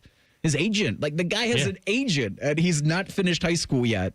And he's saying $5.1 million. Yep. And to your point, it's not going to stop. They are, I'm not going to say trying to buy their way into the contenders, but they're using the tools available. Now, we'll see what happens with, the House settlement and how that holds up and all that stuff. But right now, teams can try and do this. Now, there's more, as Ross Bjork pointed out, and I think we were talking about Ross last segment, when he made that comment to, I think it was to Yahoo Sports about the $20 million roster. Mm-hmm. I think he meant that as look, we're doing the right things. We're because there'd been talk about Ohio State and NIL and are they doing it? And, we are out there. We've spent the money to build this roster. What I don't think he intended was every time Ohio State comes up on game day, Desmond Howard's going to bring up, well, they spent $20 million on a roster, even though other teams were spending equal or more. It's incredible to me, Pat, that was even a thing. And I get it because Desmond, is got a big old red clown nose and red clown shoes on, and he's doing the Michigan man job for College Game Day. Dave Portnoy, I think, will occupy a similar clown role for Big Noon Kick. If I'm Ohio State, if I'm Oregon, if I'm Texas, and I'm year to year throwing around those kind of dollar figures for teams, I'm telling everybody I can to show to you we're a serious operation. You want to go to that poverty program? Well, they're not going to be able to give you near what we can in terms of NIL, in terms of exposure, and NFL development. I'd be shouting it from the rooftops. Yes, and I think the main thing was after the national championship, standing on the field, Ross Bjork said, the money's one thing, and that's a good way to get you started. But it takes way more than that to win a national championship. It takes, we were talking about the coaching staff Ryan Day built earlier. It takes the right people. It takes the players to buy all this stuff. And so, look, Oregon's sort of doing something out west with Phil Knight wanting to see the Ducks win a national championship before his life is over. We'll see how this all works. Again, we don't have a long enough runway to be like, yes, no, you can do this, you can't. But I think that you have to have the money, but you have to have all those other things too. And does Texas Tech and these other programs, do they have that? Yeah, it just strikes me a couple of years ago, the Aggies bought the top-ranked recruiting class, and then one guy stayed from it. Right, and that's the problem too is, do you have enough success to keep these guys? Yep. Because it doesn't just become about money. Eventually, they probably want to be on a winning team when they know they're that good. Yeah, and they want to be coached and developed for the next level. Right, and also, are you able to continue to pay them? I mean, like when you have... So there's that. And we've seen it with Miami and, the stuff with that Florida, the kid that was committed to Florida a couple years ago and things like that. So you've got to be able to back up when you're going to offer this much money to kids. And, if the rules change, how do you fit them in? I mean, that's like USC this year has decided, look, it's cheaper to try and buy a bunch of talent than pay Lincoln Riley's buyout. So will it work? We'll see. Yeah, it's as one man once put, it's a bold strategy, Cotton. We'll see if it pays off. Of all the things you could have picked to draw your attention or to take up your attention, the NFL chose smelling salts. We'll discuss that next. Sports Saturday on The Fan. Head to 971thefan.com to listen on demand and subscribe to all our podcasts. Wasting time has never been easier. The Fan, Ohio sports destination. 1-877 Cars for Kids. KARS Cars for Kids. 1-877 Cars for Kids. Donate your car today. Call 1-877-CARS-FOR-KIDS to reach a friendly live agent. Donation's super easy, and your car can be picked up as soon as tomorrow. Call us now. 1-877-CARS-FOR-KIDS. Donate your car today. Did you know you can donate real estate too? Jerry, I've made a decision. Aaron, are you giving away free services again? Well, yeah. How did you know? I haven't been able to quit thinking about your AC piggy bank. Get Eco. ECO. We work to extend the life of their old air conditioner and then give back all the money we were paid to do it. Up to $1,500. When they need to buy a new system. Jerry, I'm getting ready to do something like that again. Get Eco. ECO. When we replace a water heater, I'm instructing all the Eco plumbers to give our customers up to $500 in free repairs before they leave the house. $500 in free services that same day? There's lots and lots and lots of things our plumbers can do for $500 or less. And Eco is going to do these things for free when people buy a water heater? Yeah, whatever they want for free. That same day? Same day. Get Eco. ECO. Give it away, plumbers, genius electricians, and gonna make you cool again, HVAC technicians. Go to geteco.com. Save big money on your next staining project right now at Menards. Pittsburgh's Ultra Advanced semi-transparent exterior stain and sealant in one can be applied to damp wood, allowing you to clean the surface and stain in one day. Save big on Ultra Advanced exterior stain and sealant. Plus, don't forget to check out our weekly flyer on Menards.com for all the great deals happening now. Save big money at Menards. At Kroger, you never compromise. You get high quality and low prices. Like you never compromise your meal with our spring salad mix that's guaranteed fresh. And you never compromise your budget with lower prices on over 1,000 items. Hand it to Kroger shoppers. You never compromise. Kroger. Fresh for everyone. You can save big on 12 packs of Coca-Cola, Pepsi, or 7-Up. Select varieties are $5.99 each with your digital coupon. Kroger, fresh for everyone. At United Dairy Farmers, Peach is our most popular ice cream. Although it's only here for a short time, we sell more of it than any other flavor. And once you taste it, you'll know why it wins the popularity contest. We make it from scratch by mixing in the juice from our hand-selected peaches and big chunks of fruit. That's what gives it that unique peachier flavor. And that might also explain why peach season at UDF doesn't last long. UDF Peach Ice Cream, made for you. Common Man and Timmy. If you enjoy a Tootsie Roll, now you're fit for a straitjacket. You're flailing wildly now. Stop it. Common Man and Timmy Afternoons on the Fan is sponsored by Hinderer Motorsports. 2 years ago, Bobby Carpenter completed treatments for knee pain at QC Kinetics. So we're checking in with the former college and pro football player to see how he's doing. I've been asked a lot, like, how long does this last? How long does it work? I go, I've had mine for a couple years, and everything feels very good. It feels just as good as it did when I started to turn the corner. Bobby's an active husband, dad, and business owner. That's why 2 years ago, he heard about QC Kinetics, the nation's leader in regenerative treatments, and he knew he could trust them for his chronic knee pain. And thankfully, with QC Kinetics, I was able to go through this, and my activities are the same as it was. I'm able to coach my kids in sports. I can play golf. I can go run. QC Kinetics patients like Bobby don't miss a beat. No surgery or rehab, just freedom from debilitating joint pain. Ready for lasting relief from joint pain? Call QC Kinetics today for your complimentary consultation and see if you're a good candidate. Call QC Kinetics, 380-208-4544. That's 380-208-4544. 380-208-4544. At Dick's Sporting Goods, we have always believed sport has the power to change lives. Community happens here. Change happens here. Sport happens here. Introducing the all-new Dick's House of Sport, bringing new experiences, new services, and unrivaled selection from the top brands to a new place Polaris can call home. Featuring a rock wall, a HitTrax multi-sport cage, and 3 golf hitting bays. Dick's House of Sport at Polaris Fashion Place. Grand opening celebration August 15th through August 17th. Dear McDonald's, your breakfast menu? Fire. 10s across the board. I could be happy with anything, even though I order the same thing every time. Thanks for not judging me. I'll try something new next time. Maybe.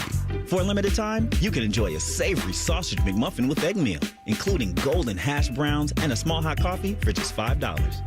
Price and participation may vary. Ba-da-ba-ba-ba. Want to know anything about the Fans contest, how to win, or what's up for grabs? Check out 971thefan.com. The Fan, Ohio's sports destination. During weekend programming, pants are optional.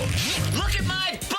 However, leather chairs may have been a bad choice. You're listening to Fan Sports Saturday. I would be remiss before we get out of here, an update on Lions corner Morris Norris, who is in stable condition, has feeling and movements in all of his extremities. It was a really scary moment last night.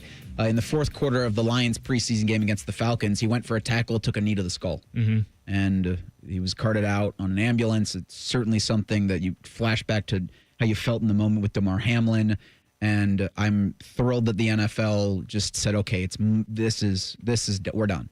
And they called the game. There was only there was still the whole fourth quarter, but especially in a preseason, it's much bigger than this game. Yeah, it was interesting because they took a knee on the next or last play. I don't know if you have to have a game end. That I don't know. I don't know if that was the players saying we're not doing this. Yeah. I would hope that the coaches were. It feels like that Dan Campbell and everybody else with the Lions and Falcons organizations was like, no, we can be done. Yeah, and look, it's a preseason game. If it were a regular season game, I get it. You gotta finish that. Even if, and I've thankfully in sports, I've never played at that level, but I've seen people get hurt, but never anything quite like that. But I imagine just trying to play after you see something like that is just really difficult, especially, for the guys on his team who know him well. And that's not to say it isn't for the opponent either, but guy you're going to work with every day, and now you're trying to play a game while thinking about what's going on, what's happening there and things like that. So yeah, for a preseason game, when something like that happens, especially in the fourth quarter, you've gotten what you probably needed out of that game. Yeah. Now, I will say, and this is very much a secondary thing when you have a scary injury like that, but those are some missed opportunities for guys that are playing for, their NFL lives. If you watch Hard Knocks and the cuts and stuff that happen, you need every snap you can get. But I think this takes precedent. I can't imagine it had to be a very difficult decision to do that, to your point of every rep matters so much to all of these fringe roster third-string guys that they're playing for their football lives. Yeah. Some are just coming out of college and trying to make a roster. Some guys are on the tail end of their career and just want one or two more bites at the apple. And But yeah, just the update there. Norris stable condition, movement, feeling in all of his extremities. Some, I guess, kind of good news for Will Howard. He broke a bone in his throwing hand earlier this week. He just needed a splint, didn't need surgery on it. But there was reporting out of Pittsburgh that Howard would miss the entire preseason, which sucks. That would have been bad. Because he is one of those guys that needs as many preseason reps as possible, because I don't think there's much of a chance he sees the field in the 2025 season. They just got Aaron Rodgers. Right. And I think they like what they've seen from, I can't remember the quarterback's name for the Steelers who Myles Garrett swung a helmet at, but Yes, he's their backup, Mason Rudolph. There you go. That he would be the presumptive backup here. And so Will Howard, hopefully, and not Skylar Thompson, QB3. But Mike Tomlin on Thursday said there's certainly a possibility that Howard could play in the preseason. Good. If there's somebody that I would put money on to come back from an injury pretty early, maybe at the not at the advice of his doctors, it'd probably be Will Howard's going like, no, I'm going. I'm good. Right. Well, and again, not that I think Will Howard is necessarily playing for his NFL life. I think he probably will stick around. And if it's not with the Steelers, I think he'll end up somewhere. Agreed. But if you can play through an injury, and again, I reference Hard Knocks, we've seen it in that before, like guy gets hurt in the second preseason game, and it's like, okay, can I push through this enough to just get through camp, try and make the roster, and then let's figure things out there. You know, assuming it's not, obviously there are injuries you can't play through, but some of those things, like, plus that shows something, you know, in a sport, especially a sport like football. Hey, you know, I'm willing to do this for the team type of thing. If I can do it, if it's safe, you know, safe for me and the best interest for the team. So Steelers are at the Jaguars. That game's tonight at 7:00. And then Tampa Bay on August 16th, and they'll wrap things on August 21st, taking on the Carolina Panthers. This kind of came out of nowhere earlier in the week, where the NFL Network was at 49ers camp. And I think they were talking, easy for me to talk, to Fred Warner, just about, hey, how's camp going, buddy? And then like George Kittle's just kind of in the background, just being George Kittle. Yep. And he just popped into where a mic could pick up him talking. He said, yeah, I got a grievance to air. And he said that the NFL banned smelling salts. The NFL reportedly informed teams on Tuesday via a memo it's prohibited the use of ammonia and smelling salts before and during all games. Then the Players Association came out with a clarification on Thursday saying, no, the teams just cannot supply you with your own smelling salts. So it's BYOSS to all games this season. And I didn't realize how much NFL players use ammonia and smelling salts until this, because you had Tyvis on T-Bone and Tyvis saying he'd do it before games. George Kittle said he did it before every drive. Yeah, I guess I didn't realize that either. We were talking in one of the breaks. I've done it one time before a high school soccer game. Somebody had them, and it does. I mean, it gives you a jolt, and you're good to go. So I guess I get why, but I was not aware that it was as prevalent as that either. Just a weird thing for the NFL. I don't know if there's some sort of medical thing that's come out that's like, hey, this isn't the best idea, and I could see that maybe for you. And so they're like, all right, you can do it, but we're not going to give it to you anymore. But I didn't see any explanation behind why this came out and why now. One of the a plausible reason for the NFL that I had seen was that they feared that players used it to mask concussion symptoms. Okay. If they're feeling drowsy or woozy, they stick their head in that bottle, or they wave a little thing under their nose, and all of a sudden they pop back to life. Again, that's plausible, but just kind of weird that you had a miscommunication over something like that. Yeah. Again, it's the NFL. Right. And if it is the concussion thing, that makes a lot of sense because there's so much focus on that and brain stuff and everything right now. So the NFL is going to consume everything. They've got a 10% stake in ESPN, which will probably balloon to more and more and more of the worldwide leader over the next couple of years, because there was even a report that Disney had no interest in keeping ESPN. And so they were going to try to sell the whole thing. Well, this, to me, feels like the beginning of that, where Disney's like, we're good. Who else would like it? The NFL comes in with that 10% ownership stake. They got their three games on Christmas Day. Those are probably going to become more and more and more. They got 2 games on Netflix, a game on Amazon Prime. So more and more and more and more from the NFL, because the NBA had their Christmas Day release this week. And I saw that the Cavs are going to play at the New York Knicks. And I said, well, I'll watch that. But I might be the only one. Yeah. I typically try, depending on if we're traveling on Christmas, like for a bowl game, playoff game, whatever it is. I usually try and double screen it, watch the NBA on one screen, put up an iPad or something, depending on what my family's doing, to try and get both now that they do that. But look, I'm all for more sports on holidays. Like, I don't know if everyone is, but we're here talking sports for a reason, right? We love it. No, it's certainly something that gives us plenty to do at that time of the year too. When you do have a little bit of a lull, I guess, though, the college football playoff is making so that that's not going to be the case, because football season has begun. Like when we're at Buckeye camp, that's football season, the start, and it won't end until January 19th. And then it factors, I think, like January 25th, maybe in the 2026 season. But just the idea that that's a holiday that used to be for the NBA. And then the NFL came in and said, no, we're in fact taking this over. Like, I think, and I don't know how you feel about this, but the NBA might want to start on Christmas Day, maybe as a way to combat not only the long season that feel like between October and December, nobody's paying all that much attention to anyway because NFL and college football, but just as a way to be like, this is a special day. Also, Jesus. Right. I do. Jesus. I watch the NBA all the time, so I'm not the right person, but I would be fine if the season were shortened. With the year that they did it not too long ago, it was fine to shorten it and start it. I think they did start on Christmas that day, or right around there. Yeah. So that would be fine. I do like what it is, but obviously the NFL rules all of this. Buckeye replay comes your way next. It's Ohio State. It's Oregon. It's the Rose Bowl quarterfinal matchup on the Fan. Buckeye games have been airing on WBNS since before you were born and before your parents were born. And before Abraham Lincoln was born. Trust me. You're home of the Buckeyes, the Fan. Got one of those days that never stops? Try a stop at Speedway. Refresh your fuel tank, refresh your U-tank with 69-cent large Big Gulp drinks. And refresh the vibe for any drive. Refresh at Speedway with 69-cent large Big Gulp drinks with Speedy Rewards, and try exclusive Mountain Dew Infinite Swirl flavor for a limited time only. The convenience stores of Speedway. Valid through 8/26/25. See app for full terms.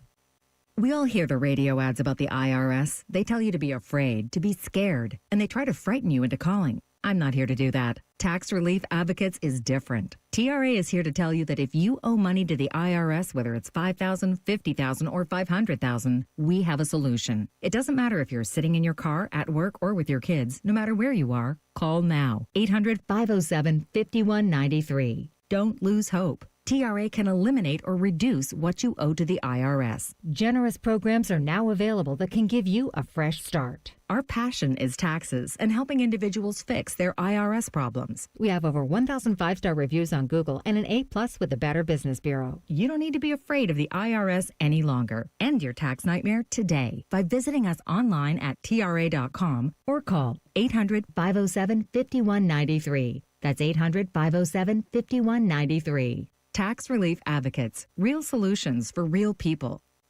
Cash, moolah, greenbacks, toast, Grilla, chips, bread and mold, cheddar, butter, lewd and scratch. Find the lettuce, make a match. Lettuce, gravy, game on the back for $30. That's a wrap. There's many words for cash, no doubt, but there's only one $30 cash word. Check it out. Cash word from Ohio, lottery. It's $30, yo. Cash word, it's fun to go with millions of prizes, don't you know? Lottery players are subject to Ohio laws and admission regulations. Play responsibly. Grown-ups, don't go back to school. Go forward through school into your future as an IT professional. Whether you're starting out, switching careers, or a veteran ready for change, My Computer Career can help you get into IT in just a few short months with no prior experience. So take the free career evaluation now at mycomputercareer.edu. Your rewarding career in IT awaits. That's mycomputercareer.edu. An Elite CompTIA certification partner. Financial aid is available to those who qualify, including the VA benefits. When it comes to your roofing, siding, or gutter needs, call Newman Roofing. 614-NEW-ROOF. NewmanRoofing.com. Discover uncompromising quality at a reliable price with Giant Eagle in Market District. Look for signs throughout the store highlighting lower prices. Surround yourself with savings at Giant Eagle. Experience value like never before.